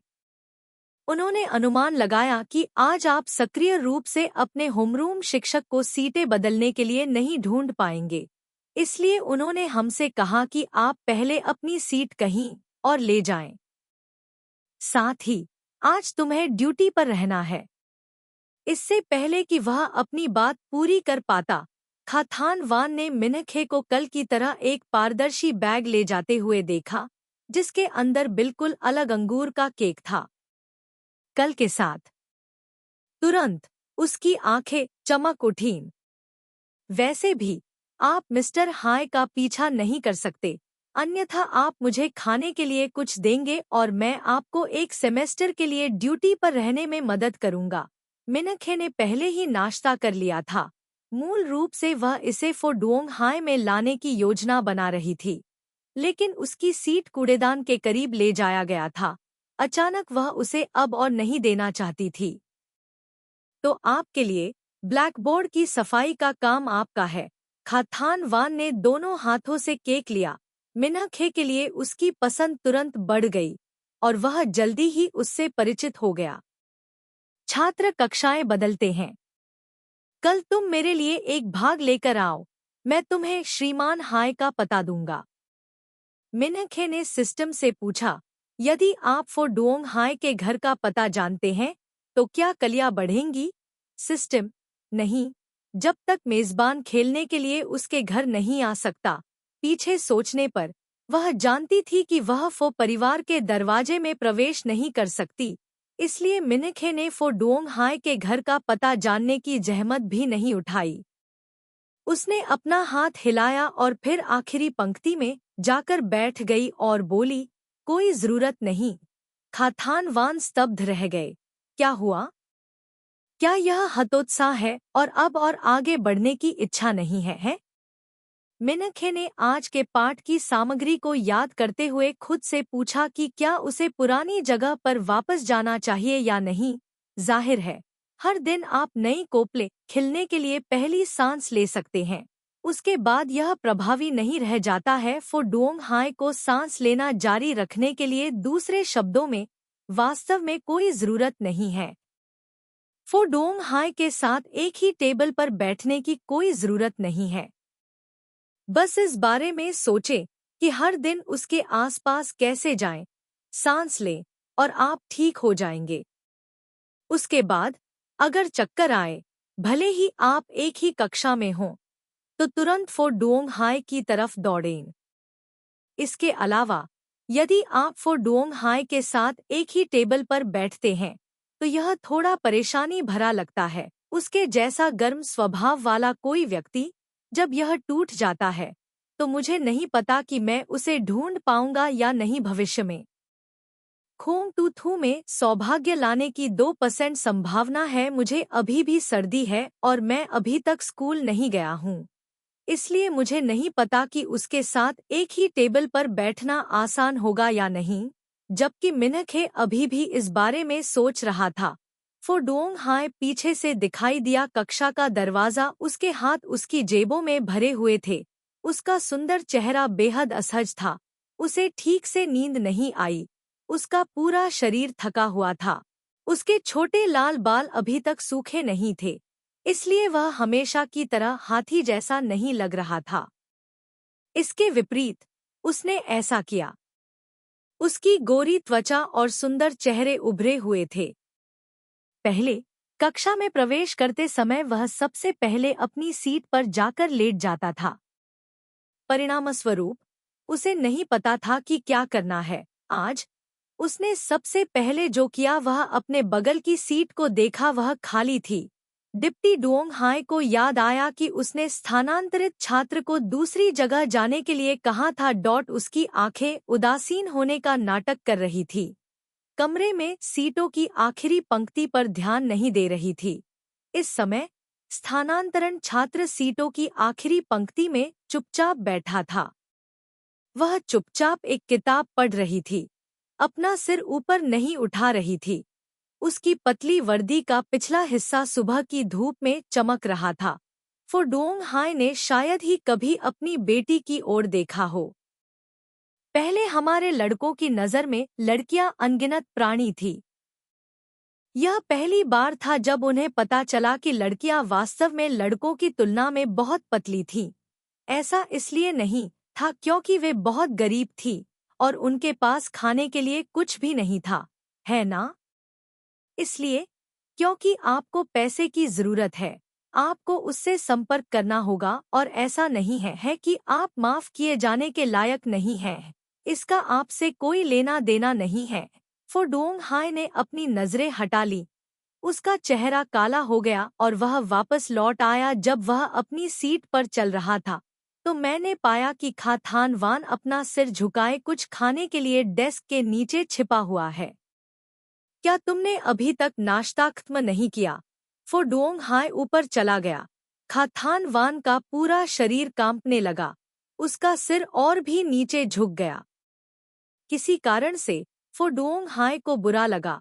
उसने उसकी गर्दन को पीछे से पकड़ लिया और उसे ऊपर खींच लिया, जिससे वह झींगा जैसा दिखने लगा। बाद में फोडोंग हाय को पता चला कि खाथान वान ने पूरा केक मीठा भर दिया है मुंह। यह बिल्कुल वैसा ही है जैसा उस पारदर्शी बैग में था जो कल स्थानांतरण छात्र ने उसे दिया था। आप। फोडोंग हाय का चेहरा तुरंत काला पड़ गया। उसे ठगा हुआ महसूस हुआ। क्या वह अमीर लड़की उसका पीछा नहीं कर रही थी? भले ही आप पैसे का पीछा करते हों, आपको अपना लक्ष्य बीच में नहीं बदलना चाहिए। यह कैसे उस जैसा इतना आकस्मिक है? सुबह सुबह आपने चुपके से उसे एक टेक्स्ट संदेश भेजा और जैसे ही आप कक्षा में पहुंचे, आपने किसी और को केक दे दिया। वह भी सचमुच गंदा है। तुमने उसे पैसे दिए? खाथान वान ने मिस्टर हाय की पांडा आंखों को देखा और तुरंत अपने सिर की रक्षा की। कछुए की तरह अपना सिर पीछे खींच लिया। नहीं। तुमने उससे बात की? खाथान वान ने ईमानदारी से उत्तर दिया। बोलो। क्या कहना? खाथान वान ने कहा। उससे पूछें कि क्या वह आपका पता चाहता है। उसने कहा कि उसे इसकी आवश्यकता नहीं है। फोडोंग हाय इतना क्रोधित था, उसे लगा जैसे उसके सिर का ऊपरी हिस्सा धूम्रपान कर रहा हो। वह घूमा और कुर्सी को लात मार कर दूर फेंक दिया और जोर से बैठ गया। उसका दिल गुस्से से भर गया, लेकिन गुस्सा निकालने की कोई जगह नहीं थी। थोड़ा शांत होकर उसने अपना कॉलर खींचा, शोर कम करने वाले हेडफोन लगाए, फिर कुछ बोतलें लीं और उन्हें मेज पर रख दिया। इस समय उसके पैर को ऐसा लगा जैसे उसने गुस्से से नीचे देखा हो। WTF? फोडोंग हाय का चेहरा काला पड़ गया। उसने बॉक्स को दीवार से टकराया, फिर खाथान वान से पूछा, आपका सामान? नहीं, खाथान वान ने तुरंत कहा। मैंने देखा कि स्थानांतरण छात्र को जल्दी लाया गया था। यह देखकर कि फोडोंग हाय का चेहरा और भी अधिक भूरा हो गया। खाथान वान तेजी से आगे बढ़े, बक्से का ढक्कन खोलने के लिए झुके, अपने कूल्हों पर हाथ रखा और चिल्लाए, मिस्टर हाय, क्या यह आपके लिए एक उपहार है? मुझे भूख लगी है। कोई देहाती आदमी क्या दे सकता है? एक डिब्बा आलू? फोडोंग हाय ने ठंडे स्वर में कहा, लेकिन फिर भी उसकी नजरें एक पल के लिए स्तब्ध रह गईं। सुविधाजनक तह कुर्सी? सोने के लिए मेज पर झुकने पर रीढ़ की हड्डी में दर्द और पीठ के निचले हिस्से की थकान को रोकने में मदद करती है। वहाँ एक पिकाचू तकिया भी है, जो बीच में थोड़ा अवतल है। यह विशेष रूप से मेज पर सोने के लिए डिजाइन किया गया है। फिर एक लैवेंडर सुगंधित बैग या कुछ और है। कोने में आई ड्रॉप की कुछ बोतलें भी भरी हुई थी। इसमें कोई आश्चर्य नहीं कि इस फोल्डिंग कुर्सी की कीमत हजारों में थी। फोडोंग हाय का चेहरा धीरे धीरे उदास से गर्म हो गया। खाथान वान और वहां से गुजर रहे भाई सभी आश्चर्यचकित थे। लड़की वास्तव में सावधान और सावधानीपूर्वक है। मिस्टर हाय 3 साल तक कक्षा में सोते रहे और इन चीजों को खरीदने के बारे में कभी नहीं सोचा। आखिर ये बला है क्या? फोडोंग हाय ने अपने मुंह के कोनों को रोकने की पूरी कोशिश की जो धीरे धीरे सिकुड़ रहे थे, लेकिन उसके कान शर्मिंदगी से लाल होने लगे। खाथान वान ने एक सुविधाजनक फोल्डिंग कुर्सी निकाली, फिर फोडोंग हाय की पिछली कड़ी कुर्सी को बदल दिया, फिर उसके बट पर बैठ गया। भाई हाय, मुझे इसे आपके लिए आजमाने दो। फोडोंग हाय ने उसका कॉलर खींचा और उसे ऊपर उठाया। अपने बट को कस लो। खान थान वान ने अपनी बाहें पकड़ ली और तेजी से चकमा देकर बैठ गया। हालांकि यह कठोर कुर्सी से बहुत अलग नहीं लगा, लेकिन उसने महसूस किया कि अगर इसे एक स्थानांतरण छात्र द्वारा चुना गया था तो यह अच्छा होना चाहिए। उसके बाद उसने पिकाचू तकिया और अन्य चीजें निकालीं। जब उसने उसे बाहर निकाला तो फोडोंग हाय ने एक निरीक्षण नेता की तरह कठोर अभिव्यक्ति बनाए रखने की कोशिश की, लेकिन अंदर उसे नरम महसूस हुआ, जैसे कि वह अधपका अंडा खा रहा हो। पहले कभी उस पर इतना ध्यान नहीं दिया। डिप्टी डुओंग हाय ने आज सुबह खा थान वान को केक देने के स्थानांतरण छात्र के व्यवहार को माफ कर दिया। अब उसे लगा, मेरे आपके डेस्क साथी बनने में कुछ भी गलत नहीं है, ठीक है। ऐसा सोचते हुए फोडोंग हाय ने मिन्हखे की ओर देखा, लेकिन मिन्हखे ने उसकी ओर नहीं देखा। जब मिन्हखे ने पुष्टि की कि उसने उपहार खोला है, तो उसे केवल अपने गमले में लगे पौधों की परवाह थी, जैसा कि अपेक्षित था। पहली बार जब उसने फोडोंग हाय को उपहार दिया, तो कुछ ही मिनटों में युवा पौधे तेजी से बढ़ गए। सेकंड, कुल संख्या 7 पेड़ थी। मिन्हखे ने खुशी से सिस्टम से पूछा, यह गमला कितने पौधे उगा सकता है? 999 पेड़, सिस्टम ने कहा। मिन्हखे की तुरंत ढहती हुई उपस्थिति को देखकर उसने झट से कहा, लेकिन मूल रूप से जब मेजबान 500 पेड़ लगाएगा तो उसके खलनायक का भाग्य बदल जाएगा। हटा दिया गया है। यदि आप और अधिक कर सकते हैं तो आपकी किस्मत ट्रायुवियन से आगे निकल सकती है। इस समय मिन्हखे में थोड़ी लड़ाई की भावना आ गई। फोडोंग हाय ने स्थानांतरण छात्र की ओर देखने का इंतजार किया। शायद वह साहसपूर्वक उसके बगल में बैठने के लिए कहेगा। परिणामस्वरूप आखिरकार कक्षा उसने उसकी ओर नहीं देखा। हाय, फोडोंग हाय ने पूरे दिन सोचा। सुबह सुबह स्थानांतरण छात्र ने खुशी से उसे एक उपहार दिया। उसे अपनी मेज और अपनी सभी पाठ्य पुस्तकों को कमरे के कोने में ले जाते हुए देखकर ऐसा लगा जैसे उस पर ठंडे पानी के छींटे पड़ रहे हों। मेरी दयालुता ने फिल्म खत्म कर दी, फोडोंग हाय ने मन ही मन सोचा। ऐसा लगता है जैसे आपने किसी को चोट पहुंचाई है। लेकिन आज, पिछले 3 वर्षों में पहली बार फोथी के राजकुमार को देखकर पूरा अंतर्राष्ट्रीय वर्ग आश्चर्यचकित रह गया। कक्षा के दौरान उसने अपना हाथ नहीं डाला बिस्तर पर चेहरा, लेकिन इसके बजाय पूरे समय किसी और की बेटी को देखता रहा। पहला चमत्कार हाई स्कूल में हुआ। लेखक को कुछ कहना है। कन्फेशन के दिन फोडोंग हाय को पहले जो हुआ था वह याद आया। मिन्हखे को एक संदेश भेजा। मिन्हखे काली सूची में जोड़ा गया।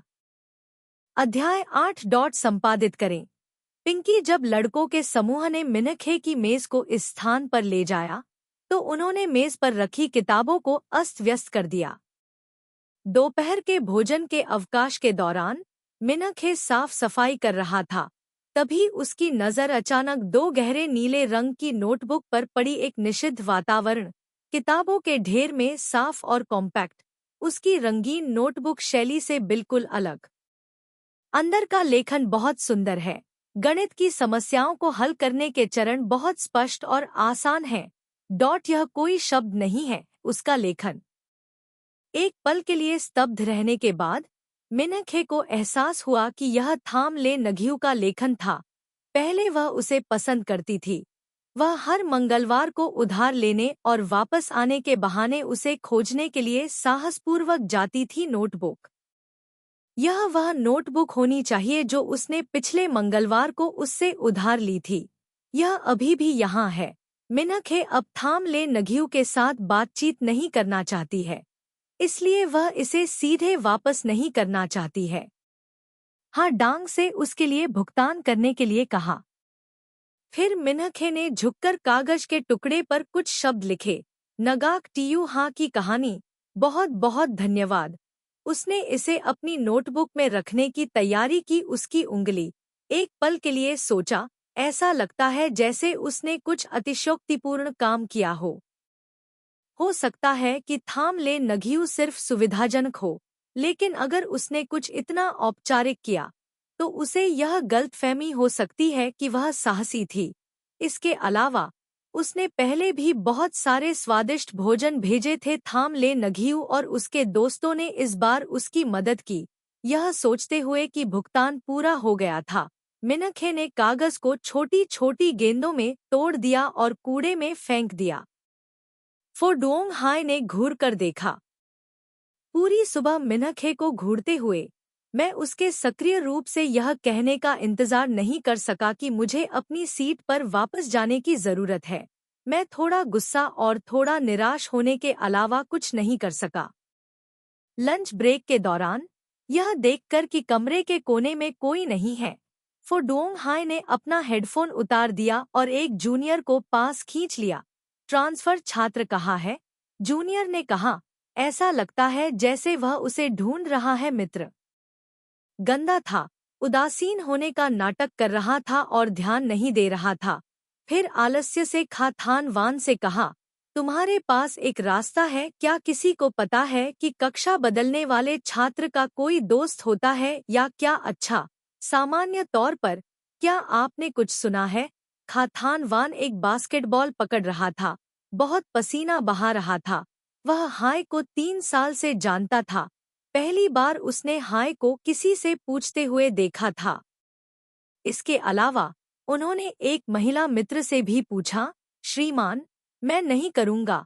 खाथान वान इसे रोक नहीं सके। करीब आए और धीमी आवाज में पूछा, क्या आप वास्तव में उसमें रुचि रखते हैं? अभी बाहर निकलें। फोडोंग हाय को उसके शरीर पर पसीने की गंध से नफरत थी। उसने उसका कॉलर पकड़ लिया और उसे दूर खींच लिया और अपनी भौहें ऊपर उठाईं। पादने में दिलचस्पी है। पहले अंतर्राष्ट्रीय वर्ग में 41 लोग होते थे, लेकिन अब अचानक एक से अधिक व्यक्ति सामने आ गए। मुझे उनकी पृष्ठभूमि जाननी होगी। कौन जानता है कि दूसरी तरफ से किसी को मुझे घूरने के लिए भेजा गया था या नहीं? अगर मैं सावधान नहीं रहा तो कोई मेरी कमजोरी समझ जाएगा और संपत्ति के बंटवारे की मांग करेगा। खाथान वान ने एक पल के लिए सोचा और कहा, मैं जाऊंगा, थोड़ा पता करो। बोलना समाप्त करने के बाद खाथान वान ने चुपके से फोडोंग हाय पर नजर डाली। खबर थी कि उसे नहीं पता था कि उसे यह कहना चाहिए या नहीं। अभी उसने विशेष लोगों के एक समूह के साथ बास्केटबॉल खेला। क्लास, मैंने सुना है कि थाम ले नघियु के पीछा करने वाले ने ऐसा प्रतीत होने से पहले ही स्वर्ग और पृथ्वी को हिला दिया था। क्या उनका स्थानांतरण? छात्र, बेशक, यह निश्चित नहीं है। खाथान वान भी निश्चित नहीं हो सकता है, लेकिन अगर यह वास्तव में ऐसा है तो क्या स्थानांतरण छात्र वास्तव में अब मिस्टर हाय का पीछा कर रहा है या सिर्फ मनोरंजन के लिए इसका पीछा कर रहा है? बस थाम ले नघियु बना रहा है। अगली कक्षा में ईर्ष्यालु। यह मुद्दा अभी भी सवालों के घेरे में है। फोथी के राजकुमार के रूप में निश्चित रूप से इस स्थिति के साथ फोडोंग हाय पलक झपकते ही सभी को मार सकता है। पूरे दिन वह आलस्य से कक्षा में सोता था, इस सामान्य बात पर कभी ध्यान नहीं देता था, जिसमें विशेष वर्ग का नियाओ थान भी शामिल था, जिसने पिछले 2 वर्षों में 8 स्वर्ण पदक जीते हैं। ऐसी सभी चीजों को नजरअंदाज कर दिया गया। जाहिर तौर पर मैंने स्थानांतरण छात्र और थाम ले नघियु के बारे में पिछली कहानी कभी नहीं सुनी थी। डिप्टी डुओंग हाय ने सिर हिलाया, फिर उदासीन होने का नाटक करते हुए अपना सिर नीचे कर लिया जैसे कि कुछ भी नहीं हो रहा था। तो बस ऐसे ही चले जाओ, तुम इधर उधर पूछ सकते हो। स्थानांतरित छात्रों और अन्य लोगों को पता न चलने दो। खाथान वान मदद नहीं कर सका, लेकिन याद दिलाया, भाई, किताब टूट गई है, नीचे। फोडोंग हाय ने किताब पलट दी। चले जाओ। दोपहर में स्कूल के बाद थाम ले नघियु अभी भी अपनी सीट पर चुपचाप बैठा था। उसका चेहरा ठंडा था, उसकी नब्ज बदलती रही। थमलेंग हियू के पास एक कमरा है, विशेष रूप से स्कूल में, लेकिन कुछ छोटे हिस्से थे जिन्हें समय पर संभाला नहीं जा सका, इसलिए वह उन्हें पूरा करने के लिए कक्षा में रुके थे। वह एक साफ सुथरा व्यक्ति हैं। मेज पर हिस्से अपनी जगह पर रखे हुए हैं, लेकिन क्योंकि यह आसानी से टूट जाता है, इसलिए आसपास के लोग उसकी चीजों को नुकसान पहुंचाने से डरते थे, इसलिए वे उसे देखने के लिए दूर बैठे थे। दीप बाख बास्केटबॉल खेलकर लौटा और उसे रात के खाने के लिए बुलाया। बोलना समाप्त करने के बाद थामले नग्यू ने अनजाने में अपनी घड़ी पर नजर डाली। 12:30 बज रहे थे। उसकी भौहें तन गईं। न्यू थान, क्या आप चाहते हैं कि मैं आपके लिए भोजन लाऊं? दीप बाख ने पूछा। कोई जरूरत नहीं, आगे बढ़ो। दीप बाख ने अपना सिर खुजलाया, बास्केटबॉल को गले लगाया और कक्षा से बाहर चला गया। आज उन्होंने और अंतर्राष्ट्रीय वर्ग के कुछ लोगों ने बास्केटबॉल खेला। वह त्रियु मिनखे की अंतर्राष्ट्रीय वर्ग में हालिया उपस्थिति के बारे में कुछ गपशप करने से खुद को नहीं रोक सके। उन्होंने मूल रूप से सोचा था कि अंतर्राष्ट्रीय वर्ग द्वारा त्रियु मिनखे को धमकाया जाएगा, अमीर और अज्ञानी को कमोबेश खारिज कर दिया जाता है। लेकिन अप्रत्याशित रूप से त्रियु मिनखे बड़ा खेलेंगे, अपने क्लास बॉस की ओर से स्कूल के चारों ओर दौड़ेंगे और यहाँ तक कि अपने क्लास बॉस को उपहार भी देंगे। परिणामस्वरूप अंतर्राष्ट्रीय कक्षा में हर कोई त्रियु मिनखे के साथ बहुत दोस्ताना था। उसने आज खबर सुनी और उसे नहीं पता था कि उसे थामले नग्यू को बताना चाहिए या नहीं। वह बास्केटबॉल पकड़कर कक्षा से बाहर चला गया। फिर हाँ डांग को एक नोटबुक के साथ चलते देखा। त्रियु मिनखे के कारण हर कोई उसे जानता था। दीप बाख ने तुरंत नमस्ते कहा। लेकिन हाँ डांग हमेशा थामले नग्यू को बहुत पसंद नहीं करती थी, इसलिए उसने उसे घूर कर देखा। हाँ डांग अंदर गई, थामले नग्यू को नोटबुक दी, फिर मुड़ी और चली गई। उसने अपना हाथ हिलाना बंद कर दिया और थोड़ा देखा उलझन में बदल गया। आप इसे क्यों लाए? हाँ डांग ने पलटकर नहीं कहा। मिनखे ने आपकी नोटबुक में नोट्स को देखा और मुझे दे दिया। मैं यहाँ आया और इसे आपको वापस कर दिया। क्या हुआ? थमले नग्यू ने भौहें चढ़ा ली। हाँ डांग ने अपना सिर घुमाया और थामले नग्यू को अजीब तरह से देखा। पहले मिनखे चाहता था कि थामले नग्यू उसे पढ़ाए, लेकिन थामले नग्यू हमेशा ठंडा और अनिच्छुक था, जैसे किसी ने उसके पूर्वजों की कब्रों को खरोंच दिया हो उस तरह। हाँ डांग को यह पसंद नहीं है कि वह हमेशा इतना ऊंचा और श्रेष्ठ हो, जैसे वह किसी चमत्कार का प्रभारी हो, अहंकारी और किसी के प्रति अविवेकी हो। उस समय मिनखे हमेशा त्रियु ट्राम होई को उससे अच्छी बातें कहने के तरीकों के बारे में सोचते रहते थे, और फिर थामले नग्यू मिनखे को हर मंगलवार को अपनी नोटबुक उधार लेने देने के लिए सहमत हो गए। वर्तमान में मिनखे को मोटे चेहरे के साथ नहीं देखा जाता है, क्या ऐसा नहीं है? क्या थामले नग्यू को खुश होने में बहुत देर हो चुकी है? उसके चेहरे पर अभी भी एक ठंडा भाव क्यों है, जैसे कि किसी ने उसे कुछ दिया हो? लेकिन हाँ डांग ने पूरा करने के बाद इसके बारे में ज्यादा नहीं सोचा कार्य। वह तुरंत बाहर चला गया। अंदर दालान में खड़ा था। मैं बेहद आश्चर्यचकित था। इससे पहले त्रियु मिनखे वास्तव में थामले नग्यू की चीजों को अमूल्य खजाना मानते थे। दूसरों को उन्हें उधार लेने की तो बात ही छोड़ दें, यहाँ तक कि दूसरों को उन्हें छूने भी नहीं देते थे। इसके अलावा शायद हाँ डांग उसका सबसे अच्छा दोस्त है, उसने इसे हाँ को उधार दे दिया था। डांग लेकिन वह हर मंगलवार को थामले नग्यू से मिलने के लिए विशेष कक्षा में जाने का अवसर नहीं चुकेगा। अब यह कैसा है? क्या किसी लड़की के लिए ईर्ष्यालु होना इतना डरावना है ना? क्या थामले नग्यू कल रात त्रियु के घर नहीं आई थी, जैसे उसने त्रियु मिनखे की मदद की हो? दीप बाख ने दीवार पर लटकी घड़ी की ओर देखा, फिर थाम ले नघियो के भद्दे चेहरे को देखा और अचानक सोचा, आज नघियो थान। इच्छा क्या वह जानबूझकर ट्रियो मिनखे का इंतजार नहीं कर रहा था, इसीलिए वह कैफेटेरिया में नहीं गया? उसे लगा कि यह विचार बहुत डरावना था, इसलिए उसने तुरंत इसे अपने दिमाग से निकाल दिया और बास्केटबॉल नीचे रख दिया और फिर से अंदर चला गया। क्या आपने नोटबुक वापस कर दी है? थाम ले नघियो ने उसे नजरअंदाज कर दिया, आसानी से नोटबुक को डेस्क की दराज में रख दिया। आप देख सकते हैं कि उसका चेहरा बेहद ठंडा था। मैंने अभी जो सुना वह उसका उल्लेख करने से खुद को नहीं रोक सका। फुटबॉल का मैदान, टोकरी। मैंने सुना है कि आज त्रियु मिन्हखे ने अंतर्राष्ट्रीय स्तर के फोडोंग हाई के लिए बहुत सी चीजें खरीदीं, जैसे सुविधाजनक फोल्डिंग कुर्सियां, पिकाचू तकिए। नघियो थान, क्या वह जानबूझकर ऐसा कर रहा है? मैं जानता हूँ कि अंतर्राष्ट्रीय वर्ग से समाचार एक दिन से भी कम समय में आपके कानों तक पहुँच जाएगा। उसकी तलाश करो, उसे। मैं उसे पसंद नहीं करता, यह सही है।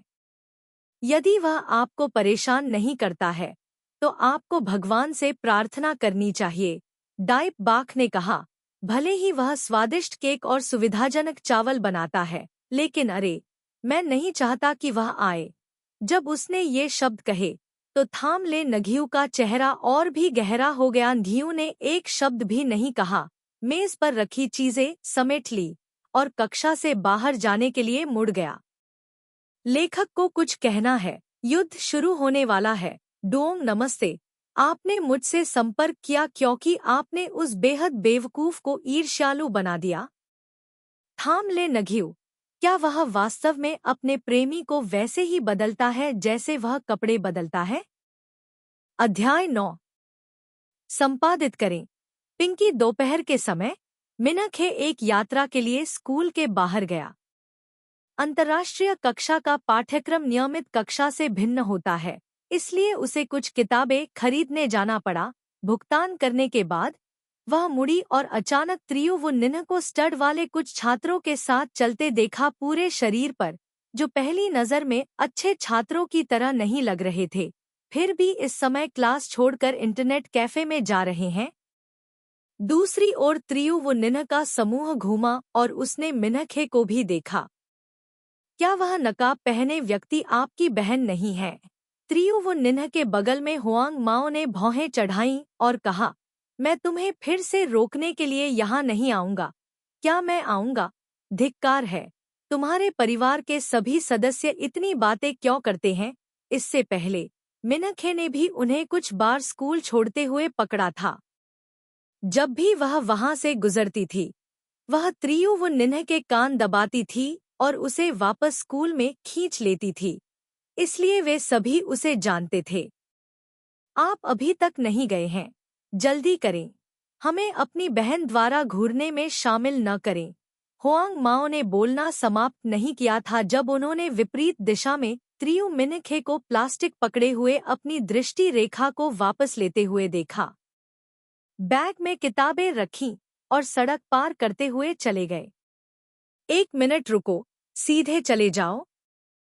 हुआंग माओ और त्रियु वो निन्ह के बगल के लोग सभी हैरान थे। चमत्कारी! क्या आपकी बहन ने आज अपना मन बदल लिया? आपने हमें स्पष्ट रूप से देखा, लेकिन आप वहां से नहीं गुजरे। जल्दी जाओ, आज अपनी बहन के अच्छे मूड का फायदा उठाओ। चलो चलें, जल्दी जाओ और एक गेम खेलो। लेकिन जब त्रियु वो निन्ह ने त्रियु मिनखे की पीठ देखी, तो उसका पूरा शरीर अकड़ गया और उसका दिमाग तेज हो गया।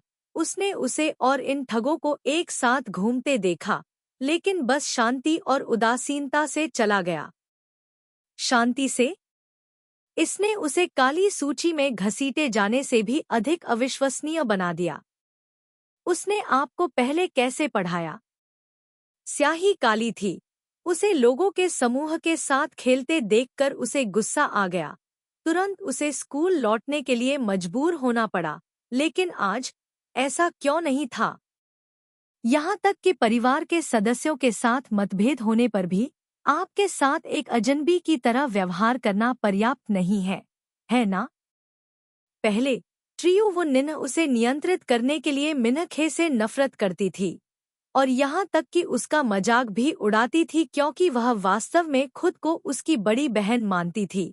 हालांकि अब जब वह वास्तव में उस पर ध्यान नहीं देती है तो उसे अचानक कुछ खोना असहज लगता है। आप लोग पहले अंदर जाएं, मुझे कुछ करना है। आप क्या कर सकते हैं? लानत है, मुझे मत बताओ कि तुम हमें जाने दोगे। होआंग माओ खुश नहीं थे। मिनखे की आकृति को दृष्टि से ओझल होते देख त्रियु वो निन्ह ने अपने काले चेहरे पर ध्यान न देते हुए हुआंग माओ का हाथ फेंक दिया और बहुत तेजी से मिनखे के पीछे चला गया। वो निन्ह हाँफ रहा था और मिनखे का पीछा कर रहा था जब तक कि उसने उसे 12वीं कक्षा में नीचे नहीं पकड़ लिया। ट्रायु मिनखे, त्रियु वो निन्ह उसके सामने रुक गया, दोनों हाथों से अपना सिर पकड़कर हांफते हुए बोला, दीदी, आप कैसे शांत होंगी? सबसे बड़े भाई ने कहा कि उसने उसे एक संदेश भेजा था और यहाँ तक कि सबसे बड़े भाई जैसे किसी व्यक्ति ने उससे माफी भी मांगी थी। मुझे पता है कि इस बार घर पर हर कोई तुम पर गलत आरोप लगा रहा है, लेकिन तुम सिर्फ स्कूल के छात्रावास में नहीं रह सकते, छुट्टियों में कहाँ जा सकते हो? मिनखे को पता है कि उसके पास जाने के लिए कोई जगह नहीं है, लेकिन फिर भी वह वापस नहीं आएगी। तुमने मुझे सिर्फ इस बारे में बात करने के लिए रोका था? मुझे कहीं जाना है, धन्यवाद। आपकी चिंता की कोई जरूरत नहीं, मुझे ऊपर जाना है। मिनखे मुड़ा और चला गया। त्रियु वो निन्ह थोड़ा परेशान था, लेकिन वह जानता था कि इस बार वे मिनखे को दोषी ठहरा रहे थे, जो सामान्य था। उसने अपने प्रेमी का पीछा किया। सीढ़ियाँ, उसकी आवाज नरम हो गई। बहन, कृपया अब हर किसी पर गुस्सा मत करो। माँ ने ऐसा कहा। उनके शब्दों में कटाक्ष और कटाक्ष था, लेकिन फिर भी उन्हें आपकी बहुत परवाह थी। मुझे भी खेद है। जिस दिन आप घर छोड़कर गए, मैंने बहुत कुछ कहा। हम सभी परिवार हैं, क्या ऐसा कुछ है जिसे हल नहीं किया जा सकता? सिर्फ इस छोटी सी बात के कारण शीत युद्ध शुरू करने की कोई जरूरत नहीं है। इसके बारे में बात करते हुए त्रियु वो निन्ह को भी नाराजगी महसूस हुई और उनमें बचकाने लक्षण थे। सिर्फ इस छोटी सी बात के कारण, यहाँ तक कि आपने भी, मैंने ध्यान नहीं दिया, आपको काली सूची में खींच लिया और जैसे ही मैंने आपको देखा, मैंने ऐसा किया। वही बात, पता नहीं चला? मिनखे ने चुपचाप शिक्षण भवन की दीवार पर लगे पौधों को देखा। उसे समझ नहीं आया कि क्या छोटी बात थी और क्या बड़ी बात थी। त्रियु परिवार के प्रत्येक व्यक्ति ने थोड़ा सा क्यों कहा। पहली बार जब वह त्रियु के घर आई तो उसने त्रियु वियन के पियानो को छुआ और उसका दूसरा भाई त्रियु मैक दौड़कर आया और जोर से चिल्लाया, देश के लोग उसकी चीजों को नहीं छूते। यह भी वही है। क्या यह है बहुत छोटी सी बात? लेकिन वह यह जांच नहीं करना चाहती थी कि कौन सही था और कौन गलत, कौन पक्षपाती था और कौन निष्पक्ष था। मिनखे ने इसे स्पष्ट करने का फैसला किया। उसने पीछे मुड़कर त्रियु वो निन्ह की ओर देखा। मुझे सर्दी नहीं है, तुम लोगों से युद्ध करो। त्रियु वो निन्ह ने राहत की सांस ली। तो फिर आप अभी तक घर क्यों नहीं गए? यह सही है, मेरा भविष्य में वापस लौटने का कोई इरादा नहीं है। त्रियु वो निन्ह स्तब्ध रह गया। 2 साल पहले, मेरे आने से पहले, आपका परिवार बहुत अच्छा था, लेकिन मेरे आने के बाद यह अनावश्यक और बहुत अनावश्यक हो गया। त्रियु वो निन्ह प्रतिक्रिया करने में पूरी तरह से असमर्थ था। उसकी आंखें चौड़ी हो गईं। तुम्हारा क्या मतलब है? मेरे कहने का मतलब यह है कि अब मेरी तलाश में मत आओ। मुझे उम्मीद है कि मैं इसे स्पष्ट कर दूंगा और उस स्थिति में लौट जाऊंगा जिसमें हम 2 साल पहले थे। मिनखे ने अपनी आंखें नीची कर लीं, कुछ देर तक अपने दिल में गणना की, फिर एक नंबर लेकर आया। यहाँ 2 वर्षों में आपके परिवार ने मुझ पर बहुत पैसा खर्च किया है। जिसमें ट्यूशन भी शामिल है, लगभग 130,000 युआन। फिलहाल मेरे पास वास्तव में कर्ज चुकाने की क्षमता नहीं है। हाई स्कूल से स्नातक होने के बाद मैं इसे धीरे धीरे चुकाऊंगा। 15 साल पहले आपके परिवार ने मेरी देखभाल नहीं की। मैंने 2 साल तक सबके लिए खाना बनाया। इसे पैदा होने का एहसान चुकाना माना जाता है। इसके अलावा अब मुझ पर कुछ भी बकाया नहीं है। उसे अपना परिणाम बदलने के लिए अभी भी समय बिताना था। वास्तव में उसके पास इन ट्रायू परिवार के सदस्यों के साथ अंतहीन रूप से उलझने का समय नहीं था।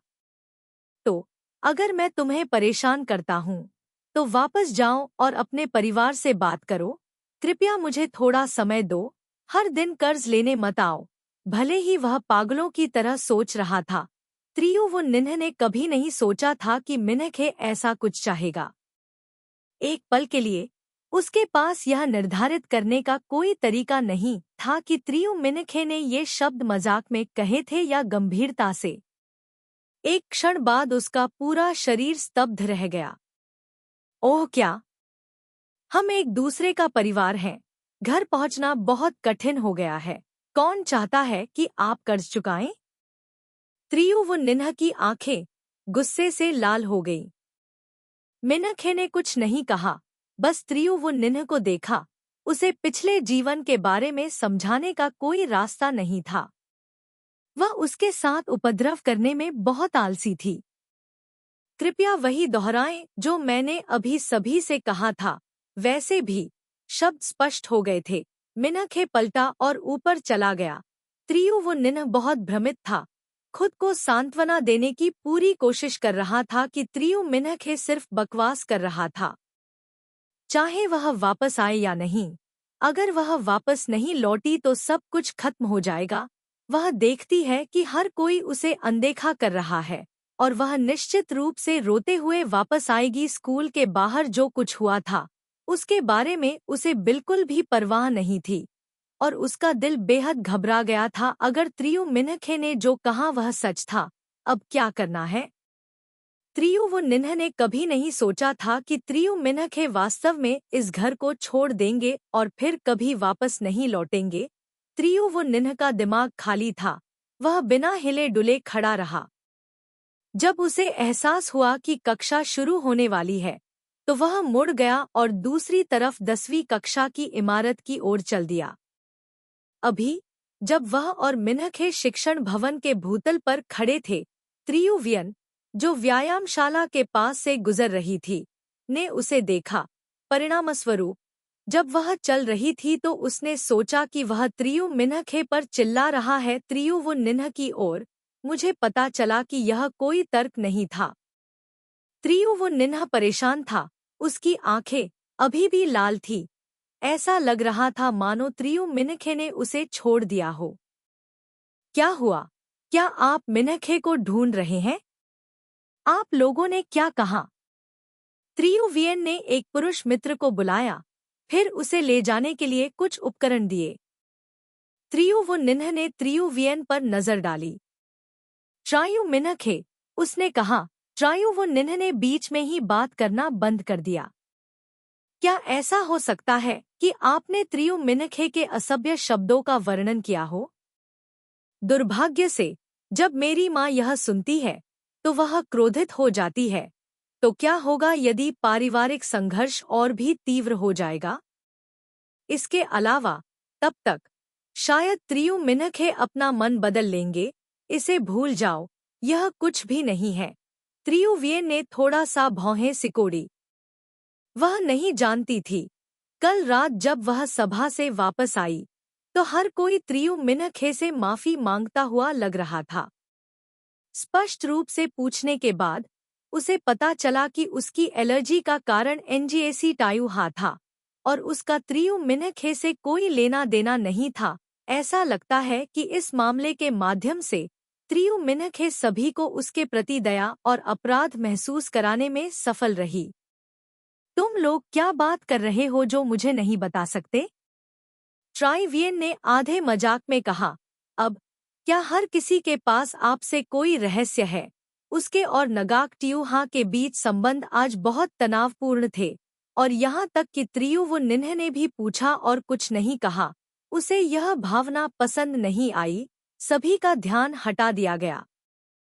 कुछ नहीं, मत पूछो, यह बहुत कष्टप्रद है। त्रियुवुनिन्ह उदास होकर 10वीं कक्षा की ओर चला। वह त्राही त्राही कर रहा था। त्रियुवियन के प्रश्नों का उत्तर देने के मूड में नहीं था और उसने उसकी ओर देखा और बचपन से लेकर वयस्क होने तक स्तब्ध होकर खड़ा रहा। निन्ह ने उसके साथ खेला है, एक पूंछ की तरह जो हमेशा उसका पीछा करती है अब तक। अगर वह एक बात कहती है तो वह दो नहीं कहता है। स्कूल में भी ऐसा ही था। जब भी वह सुनता था कि उसे धमकाया जा रहा है तो त्रियुवुनिन्ह तुरंत क्रोधित हो जाता था। लेकिन अब त्रियुवुनिन्ह ने कहा कि वह त्रियुमिन्खे के कारण परेशान थी।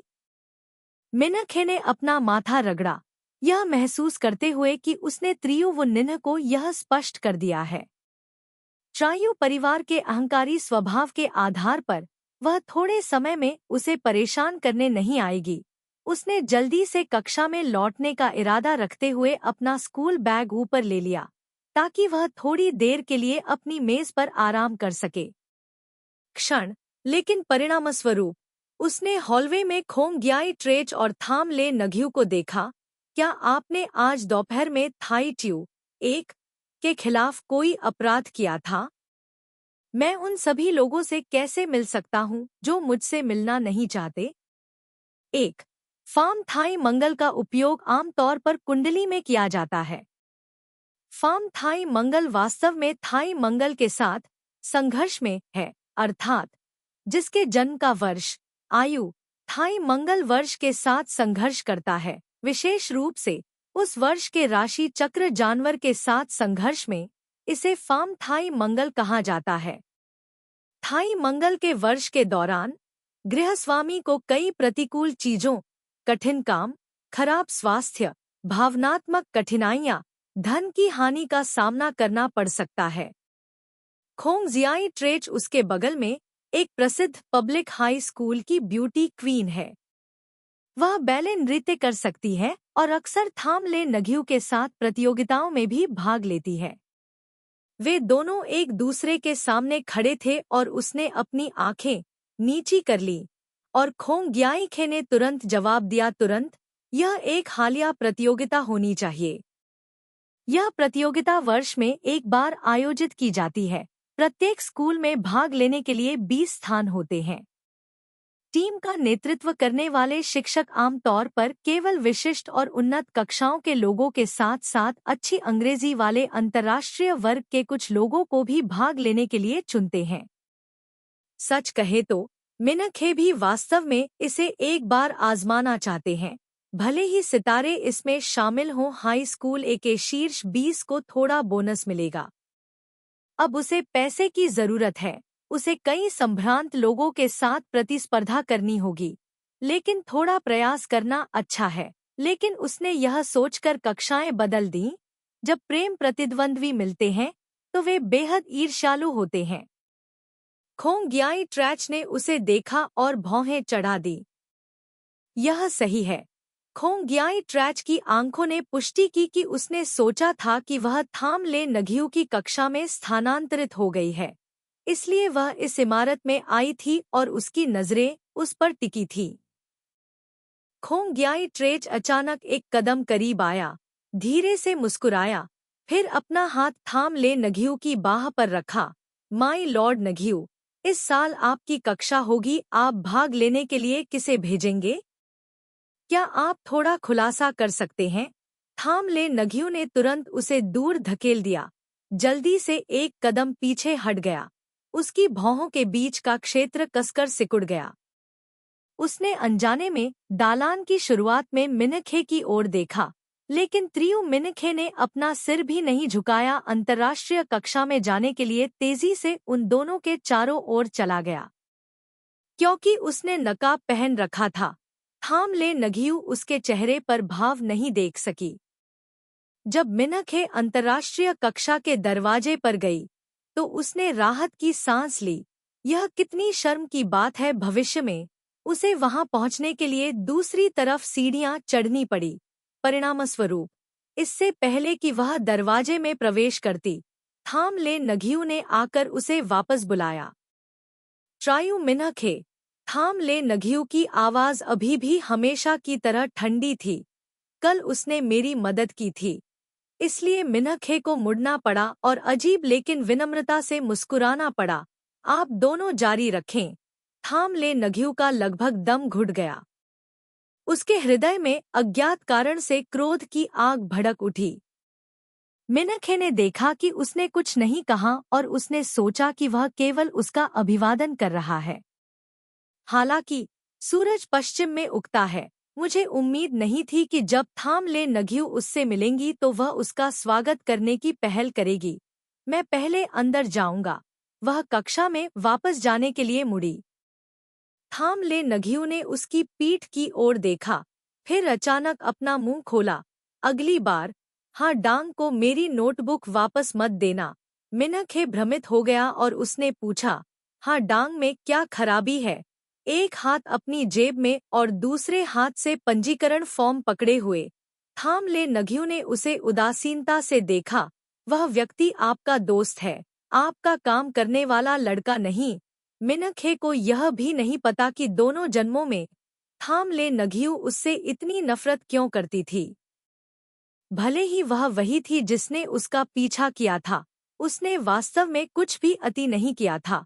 वह और कुछ नहीं कर सकती थी, लेकिन दुखी होकर बोली, मुझे पता है। एक पल के लिए सोचते हुए मिनखे ने झिझकते हुए कहा, लेकिन अब से मुझे आपकी नोटबुक उधार लेने की आवश्यकता नहीं होगी। थाम ले नघियू ने भौहें चढ़ाईं। अंतर्राष्ट्रीय वर्ग और नियमित वर्ग की प्रगति समान नहीं है। क्या आप सुनिश्चित हैं कि आप इसे जारी रख सकते हैं? मिनखे ने कहा, मैं अंतर्राष्ट्रीय वर्ग में अपने मित्र से उधार ले सकता हूँ। इसके अलावा आपके विशिष्ट वर्ग और अंतर्राष्ट्रीय वर्ग की प्रगति समान नहीं है। वैसे भी आप निश्चिंत रहें, अब से हर मंगलवार को मैं आपको परेशान करने नहीं आऊंगा। मूल रूप से जब उसने ये शब्द कहना समाप्त कर लिया तो थाम ले नघियू को ऐसा महसूस हुआ जैसे कोई बोझ उतर गया हो, लेकिन किसी कारण से उसने उसे घूर कर देखा। किसी कारण से उसने महसूस किया कि उसके चारों ओर का माहौल अचानक कठोर हो गया था। थाम ले नघियू का चेहरा ठंडा और डरावना था और उसने अचानक अपनी नाक उड़ा ली। अंतर्राष्ट्रीय वर्ग के दोस्त फो डुओंग हाय। थाम लेन घेव त्रियु मिनखे का सिर काट कर देखना चाहता था कि वह क्या सोच रहा है। उसे ईर्ष्यालु बनाने के लिए क्या वह दूसरों को इस तरह चिढ़ाएगा? क्या उसने फो डुओंग हाय जैसे किसी व्यक्ति को चिढ़ाने के बारे में सोचा है? अगर वह इतना बदकिस्मत है कि उसे छोड़ दिया जाए तो उसे क्या करना चाहिए? उसकी तलाश नहीं कर रहा हूँ। मिनखोंग ने थाम ले नघियू को हैरानी से देखा। उनकी उपलब्धियां अच्छी नहीं हैं। वो परिवार के युवराज की उपलब्धियों के संबंध में नीचे से ऊपर तक गिनती करते हुए वह अपने 3 साल के हाई स्कूल में क्या रिकॉर्ड कर सका? थाम ले नघियू का चेहरा बेहद भ्रमित करने वाला था। उन्होंने अपने हाथ में आवेदन पत्र मिनखे को दिया और शांति से कहा, यह प्रतियोगिता में भाग लेने के लिए एक आवेदन है। सारी जानकारी भरने के अलावा कुछ प्रश्न भी हैं। आप इसे भरकर इस शनिवार को मुझे दे देना। मैं इसका भुगतान करने जाऊंगा। यदि आप प्रतियोगिता में भाग लेना चाहते हैं तो पंजीकरण करें और आपके पास भाग लेने के लिए नामांकित होने की एक निश्चित संभावना होगी। इस फॉर्म को भरने का मतलब यह नहीं है कि आप जा सकते हैं। प्रशिक्षक को व्यक्तिगत रूप से व्यक्ति का चयन करना होगा। मिनखे ने अनुमान लगाया कि उसे यकीन नहीं था कि उसका चयन किया जाएगा, लेकिन उसने इस अवसर से इनकार नहीं किया और आवेदन पत्र लिया और कहा, धन्यवाद। वह मुड़कर जाने ही वाली थी, तभी थाम लेन घियू झिझकी और ठंडे स्वर में कहा, मैं इस सप्ताह पुस्तकालय में रहूंगी। मैं आपको प्रतियोगिता के भीतर की समस्याओं के बारे में बता सकती हूँ। यह सचमुच सबसे आश्चर्यजनक बात है जो मिनखे ने आज सुनी। दरअसल उसे संदेह था कि थाम ले नघियू ने गलत दवा ली है या नहीं। पहले जब वह थाम ले नघियू के साथ परीक्षा केंद्र पर गई थी, थाम ले नघियू ने उसे घूरने की इच्छा जताई थी, लेकिन उसने तुरंत प्रतिक्रिया व्यक्त की कि उसे और उसके परिवार के सदस्यों को बाहर निकलते देख कोई विवाद हो गया है। उसे उसके प्रति थोड़ी सहानुभूति महसूस हुई, इसीलिए वह सबसे पहले उसकी मदद करना चाहता था।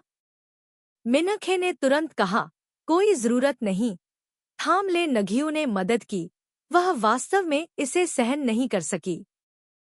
थाम ले नघियू का चेहरा अचानक बर्फ की तरह ठंडा हो गया। यह आपके ऊपर है, यदि आप नहीं आते हैं तो यह बहुत अच्छा है, मैं भी उस समय बहुत व्यस्त हूँ। मिनखे ने थाम ले नघियू को मुड़ते और उसे और खोंग जियाई ट्रेच को देखे बिना ही चले जाते देखा। तभी उसे महसूस हुआ कि थाम ले नघियू सामान्य थी। उसने एक सांस ली, फिर वापस कक्षा की ओर मुड़ी। खाथान वान ने फो डुओंग हाय को लगातार अपना सिर उठाते हुए त्रियु मिनखे और थाम ले नघियू को देखते हुए देखा। पास के गलियारे में अगली कक्षा का छात्र चिंतित होकर पूछने से खुद को नहीं रोक सका, श्रीमान नमस्ते, मुझे इस तरह मत घूरो, वे अंदर आने वाले हैं। फो डुओंग हाय जल्दी से बैठ गया, ऐसा दिखावा किया कि कुछ हुआ ही नहीं। शोर रद्द करने वाला हेडफोन लगाया और पढ़ने के लिए किताब उठाई। 2 सेकंड के बाद त्रियु मिनखे आखिरी पंक्ति में बैठ गया, लेकिन पूरे दिन उसने कभी इस दिशा में नजर नहीं डाली, एक बार भी उसके करीब नहीं आया।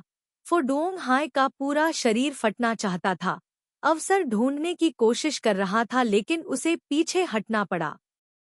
वह अब और सहन नहीं कर सका और उसने किताब एक तरफ फेंक दी। ट्रांसफर छात्रों से बात करने वाला व्यक्ति कौन है? उसके पूर्व मित्र? खान थान वान को वह बातें याद आईं जो उसने दोपहर में पूछी थी। उसने अपनी लार निगल ली, एक शब्द भी कहने की हिम्मत नहीं हुई। वह डर से भर गया। दोस्तों, सिकंदन की शानदार खोज के बारे में बात करते हुए, क्या लगातार खोज की प्रक्रिया कठिनाइयों से भरी है? मैं आपको बता दूं, ऐसी संभावना है कि आप लोगों को ईर्ष्यालु बनाने का एक साधन मात्र है। तो क्या यह संभव है कि आप कल स्कूल में विस्फोटक जहर लाएंगे? अध्याय 10 संपादित करें। पिंकी खा थान वान ने दोषी महसूस किया और इस सवाल का जवाब नहीं दिया, जिससे बातचीत का ध्यान सीधे किसी और चीज पर केंद्रित हो गया। भाई हाय, यदि नहीं तो आप सीधे उसे टेबल खाली करने के लिए कहें। फो डुओंग हाय उसने उठाया उसकी भौहें और चेतावनी दी।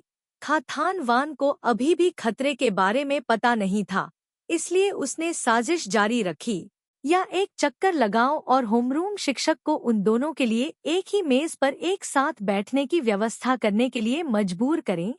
प्रतीक्षा करें, क्योंकि वह आकर बैठ गया। उसने फिर से बुरा चेहरा दिखाया क्योंकि होमरूम टीचर ने उसे मजबूर किया था। तो क्या उसके लिए वापस लौटना आसान नहीं होगा? आपको अपनी गर्दन मोड़ने, घूरने की जरूरत नहीं है और बाद में आप सर्वाइकल स्पोंडिलोसिस से पीड़ित हो जाएंगे। खाथान वान के अंतिम शब्द सुनकर फो डुओंग हाय ने लगभग किताब उठाई और उसके सिर पर फेंक दी। यह वह है जो वह चाहता है, मुझे केकड़ा मारो। ऐसा नहीं है कि मैं उसे केकड़ा बनाना चाहता हूँ। आप में से किसने देखा कि मैं उसे अंदर आने और मेरे बगल में बैठने के लिए कहना चाहता था? कोखा थान वान पीछे हट गया। फो डुओंग हाय की सभी पलकें उठ गईं। यह किस तरह का गंदा विचार है? मैंने कहा, क्या आप चाहते हैं? क्या वह आपका टेबल मेट बनेगा? क्या तुम्हें एहसास नहीं है कि सुबह से दोपहर तक अगर वह मुझे परेशान नहीं करता है तो मेरी नींद अच्छी हो जाती है? खाथान वान ने तुरंत उसके शब्दों का पालन किया। मैंने तुमसे कहा था, मिस्टर हाय उसे उसी मेज पर कैसे बैठने दे सकते थे? खाथान वान ने ठंडे स्वर में कहा। वाह, मुझे क्या कहना चाहिए? स्थानांतरण छात्र वास्तव में अनुचित है और यहाँ तक कि आपके साथ नरम और तंग खेलना चाहता है। फो डुओंग हाय ने भौहें चढ़ाईं। आप किस बारे में बात कर रहे हैं? खाथान वान, फो डुओंग हाय ने कहा। सुबह शुरुआत में मैंने उससे अपनी डेस्क साफ करने के लिए कहा, लेकिन अगर उसे थोड़ी देर के लिए दुहक हुआ तो वह उसे भावनात्मक रूप से माफ कर सकता था। अन्य लोगों की छोटी लड़कियों की तुलना में अपने छोटे दिल का फायदा न उठाएं। ये नरम और तंग शब्द सुनने में बेहद कठिन हैं। खातानवान, ठीक है, यह सब आपकी गलती है, ठीक है, ऐसा करो। एक आदमी के रूप में जीवित रहना बहुत मुश्किल है। दोपहर की 2 कक्षाएं पलक झपकते ही बीत गईं। आज रात में स्व अध्ययन था। शिक्षक ने अधिक अभ्यास दिया और मिनखे अभी भी कुछ संदेशों का उत्तर देने में व्यस्त था। मंच पर अस्थायी होना चाहिए, उसने फुडोंग हाय के करीब जाने के बारे में नहीं सोचा था। उसने गमले में लगे पौधों पर नजर डाली, जिनमें आज भी कोई प्रगति नहीं हुई थी।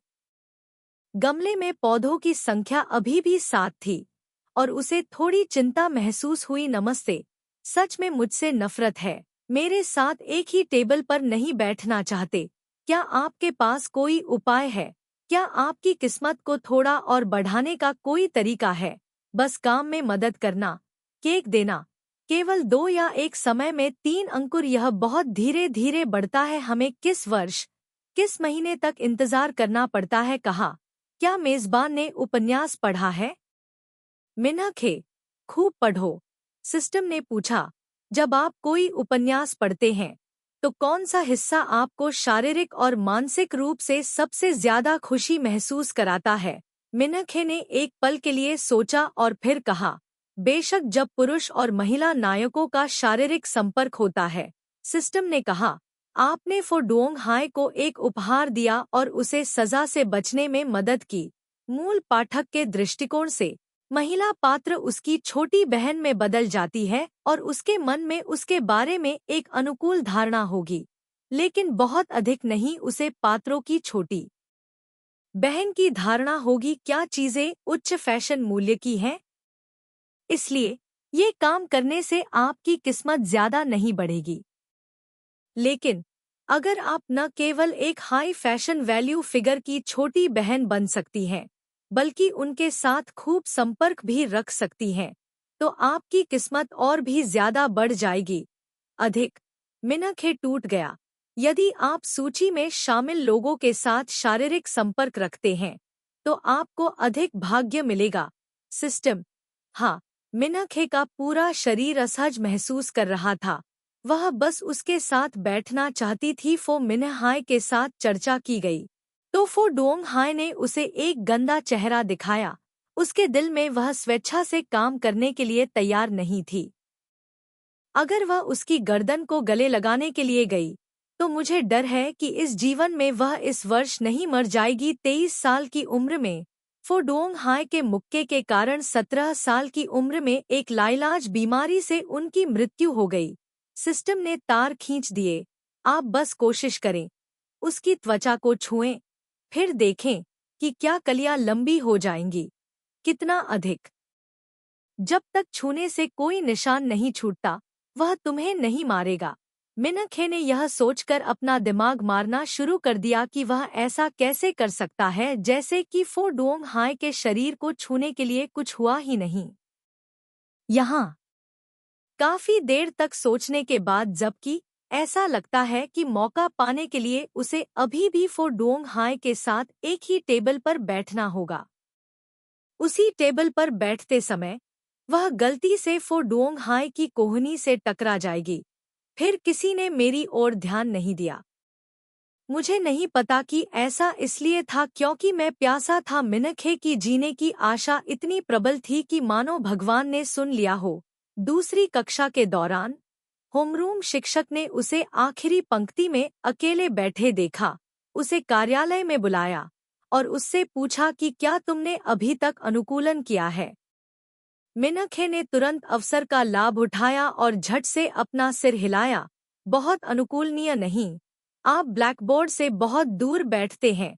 मिनखे बहुत कम बोलते हैं, गहरी आंखें और छोटे बाल, इसलिए होमरूम शिक्षक उस पर अच्छा प्रभाव डाला। पूछा, तो क्या आप सीटें बदलना चाहते हैं? मिनखे थोड़ा झिझके, फिर कहा, ऐसा लगता है कि कक्षा में केवल फो डुओंग हाय के दोनों तरफ के स्थान खाली हैं। चाचा का उल्लेख करते हुए इस राजा ने होमरूम शिक्षक की भौहों के आसपास के क्षेत्र में झुर्रियां डाली, जैसे कि एक मक्खी को चुटकी बजाते हुए। यदि आपको उस छात्र के साथ एक ही मेज पर बैठना है तो मैं अनुशंसा करता हूँ कि आप अकेले बैठें, मुझे वहां बैठने दो। फो डुओंग हाय अंग्रेजी में अच्छा है और आपकी मदद कर सकता है। दरअसल अन्य लोगों में भी कमियां होती हैं। इन अंतिम शब्दों को कहने के बाद मिनखे को बहुत दुख हुआ।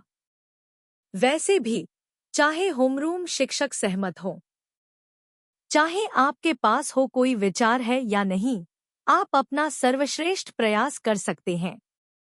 दरवाजे के बाहर खाथान वान ने उन लोगों के एक समूह का नेतृत्व किया जो सुन रहे थे, अपनी बुद्धि से डर गए और जल्दी से अंतर्राष्ट्रीय कक्षा में वापस भाग गए। मिस्टर हाय, एक स्थानांतरण छात्र बस शिक्षक से कहा, कृपया उसे मेरे साथ मेज पर बैठने दो। एक पुरुष मित्र ने मिन्ह की आवाज की नकल की। खे ने धीरे से फो डुओंग हाय से कहा, मुझे वहां बैठने दो। फो डुओंग हाय काफी अच्छा है। इस समय फो डुओंग हाय पूरी तरह से आश्वस्त हो गया। उसने एक किताब उठाई और उसे ब्लैकबोर्ड पर पटक दिया, जिससे बहुत स्पष्ट पॉप ध्वनि निकली। दूसरा लड़का तुरंत भाग गया। अचानक पूरी कक्षा खुशी से भर गई जब कोई मुसीबत में था। फो डुओंग हाय ने गुस्से में अपने बाल नोचे। उसका चेहरा गुस्से और क्रोधित होने का दिखावा करने की पूरी कोशिश कर रहा था, लेकिन उसके कान लाल हो गए। नियंत्रित नहीं किया जा सकता। कक्षाएं स्थानांतरित करते समय एक छात्र क्या कर रहा है, वे इस तरह क्यों शामिल होते हैं? दिन और रात दोनों अनियंत्रित है। सुबह में उसे कोई हलचल न करते देख मुझे लगा कि उसने उम्मीद छोड़ दी है, लेकिन दोपहर में वह चुपचाप होमरूम शिक्षक की तलाश में चला गया। जब मिनखे कार्यालय से लौटा तो वह दूर से थी। कक्षा में शोर सुना, लेकिन जैसे ही वह दरवाजे में दाखिल हुई, कक्षा में 40 से अधिक जोड़ी आंखें उसे घूर रही थी। क्या हुआ? होमरूम शिक्षक पीछे से आए और फो डुओंग हाय से कहा, किसी को त्रियु मिनखे को उसकी सीट पर वापस जाने में मदद करने के लिए कहें। नए सहपाठी को धमकाएं नहीं, अपनी बेटी के साथ ऐसा करें। वहां आखिरी पंक्ति में लोगों के बैठने के लिए है। कक्षा के सभी लड़के फो डुओंग हाय की ओर देखते थे। अगर फो डुओंग हाय एक शब्द भी नहीं कहते तो वे ऐसा करने की हिम्मत नहीं करते। अपने पैरों को क्रॉस कर लें और अपने सामने शिक्षक की बात न सुने। उसका चेहरा धूसर हो गया था, लेकिन उसके दिल में वह अधीरता महसूस करने लगा। उन लोगों के समूह को क्या दिक्कत है? होमरूम शिक्षक ने उसकी बातें क्यों नहीं सुनी? होमरूम शिक्षक इतना क्रोधित था कि उसका सिर दुखने लगा। डॉन, अभी ऐसा मत करो। लेकिन पहले की तरह कोई भी नहीं हिला। फो डुओंग हाय ने भौहें चढ़ा लीं, अपना पैर नीचे रख दिया, गुस्से से खड़ा हो गया। ऐसा लग रहा था जैसे वह अनिच्छुक था। बुदबुदाया, के लिए होमरूम टीचर का एक चेहरा है। चीजें हटाओ दो जूनियर। यह देखकर होमरूम शिक्षक ने फो डुओंग हाय को घूर कर देखा, फिर शिक्षण सहायक की किताब ली और जाने के लिए मुड़ा। एक क्षण बाद मिनखे अपनी किताब के साथ पीछे चला गया। फो डुओंग हाय, क्योंकि यह कक्षा के दौरान था, कक्षा में बेवजह शोर का माहौल फिर से शांत हो गया। फो डुओंग हाय ने अपना कोट पकड़ना जारी रखा। उसका चेहरा बिस्तर की मेज पर टिका हुआ था। उसके कानों पर शोर रद्द करने वाला हेडफोन था। उसका सिर उसकी बाहों में छिपा हुआ था। वह अपना चेहरा नहीं देख सका, लेकिन उसके कान बहुत लाल थे, लगभग लाल जैसे उसकी आंखों के रूप में। उसके अहंकारी लाल बाल। मिनखे ने सोचा कि शायद वह गुस्से में था। उसे उसके साथ एक ही मेज पर बैठने के लिए मजबूर किया गया था। शायद वह पहले से ही गुस्से में थी। मुझे आश्चर्य है कि क्या हुआ डुओंग हाय मुझसे और अधिक नफरत करेगा। इससे भविष्य में उससे संपर्क करने पर असर पड़ सकता है। इसलिए एक कागज के टुकड़े पर कुछ शब्द लिखें। क्षमा करें, होमरूम शिक्षक ने ही इसकी व्यवस्था की थी। मुझे पहले नहीं पता था। मिनखे का दिल छोटा है। फो डोंग हाय ने अपनी बाह से एक आंख उठाई और उसकी ओर देखा। उसकी सफेद, पतली उंगलियों को कागज पर दबाते हुए, धीरे धीरे उसे धीरे धीरे धकेलते हुए देखकर उसकी आंखें तुरंत दूर हो गईं। उसने जल्दी से उस कागज को छिपा लिया, जैसे कि उसकी नाक में झुलसा हुआ तापमान हो।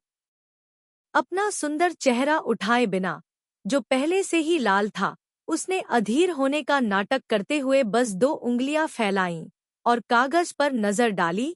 डिप्टी के मुंह का कोना डुओंग हाय मदद नहीं कर सकी, लेकिन चुप रहने लगी। यह स्पष्ट था कि वह सीट बदलने के लिए सक्रिय रूप से होमरूम शिक्षक की तलाश कर रही थी, लेकिन उसने कहा कि धोखाधड़ी लड़की को गुप्त रूप से इस तरह की कविता पसंद थी। फो डोंग हाय ने अपना सिर उठाया और ठंडे स्वर में फुसफुसाया। उसके बाएं हाथ ने उसके चेहरे को सहलाया, आसानी से उसके लाल चेहरे को ढक दिया। उसके दाहिने हाथ ने मेज पर कलम पकड़ ली, जल्दी से कागज पर कुछ वार किए और फिर उसे एक छोटी सी गेंद में तोड़ दिया और उसे वापस फेंक दिया। क्योंकि साइड दिखाई नहीं दे रही है वहां, वह पेपर को गलत तरीके से फेंकने के लिए पर्याप्त सावधान नहीं था, इसलिए पेपर त्रियु मिनखे के डेस्क के दाहिने कोने पर फेंक दिया गया था। पोडियम पर मौजूद शिक्षक तुरंत उसे वापस लेने के लिए पहुंचे। ट्रियु मिनखे उसे देखकर लगा कि यह एक अच्छा मौका है, इसलिए उसने कागज उठाने का नाटक भी किया, ताकि उसकी उंगली उसके हाथ को छू जाए और वह ऐसे व्यवहार कर सके जैसे कुछ हुआ ही न हो। मुझे नहीं पता कि इस तरह से कितने अंकुर उगेंगे। अगर हम अवसर का लाभ नहीं उठाएंगे, तो अवसर फिर कभी नहीं आएगा। मिनखे ने तुरंत अपना हाथ बढ़ाया। फो डोंग हाय की उंगलियां छू गई ठंडा। वह तुरंत लड़की की नरम और गर्म उंगलियों को महसूस कर सकता था, जैसे कि उसे करंट लग गया हो। उसने गुस्से में अपना हाथ खींच लिया और धीमी आवाज में सवाल किया, तुमने क्या किया? क्षमा करें। मिनखे ने भी धीमी आवाज में माफी मांगी। उसके बाद मिनखे ने पेपर खोला। शीर्ष पर फो डोंग हाय ने ठंडे स्वर में 2 शब्द लिखे, मनमाने ढंग से। मिनखे ने राहत की सांस ली। ऐसा लग रहा था कि हालांकि फो डोंग हाय स्वेच्छा से काम करने के लिए तैयार नहीं था, लेकिन वह इस छोटे से मामले पर होमरूम शिक्षक के साथ परेशानी पैदा करने के लिए बहुत आलसी था। ठीक वैसे ही चीजें आखिरकार आगे बढ़ रही थी। वह मन की शांति के साथ यहाँ बैठ सकती थी और उसने तुरंत अपनी आंखें उठाईं और पाया कि उसके गमले में लगे पौधे में एक ही पल में 5 नए अंकुर उगाए थे और मूल 7 अंकुर अब 12 अंकुर बन गए हैं। क्या स्थिति है? क्या पहली बार थोड़ा सा स्पर्श इतना बढ़ सकता है? मिनखे की इच्छा है कि वह सूची में प्रत्येक व्यक्ति को नहीं छू सके। फो डोंग हाय ने अपना चेहरा ढकने के लिए किताब का उपयोग करना जारी रखा और पूंछ को देखने के लिए तिरछी नजर से देखा, थोड़ा सा मुड़ा हुआ, बिल्कुल भी कुछ नहीं छिपाते हुए। उसका चेहरा तुरंत लाल हो गया। उसका दिल तेजी से धड़क रहा था।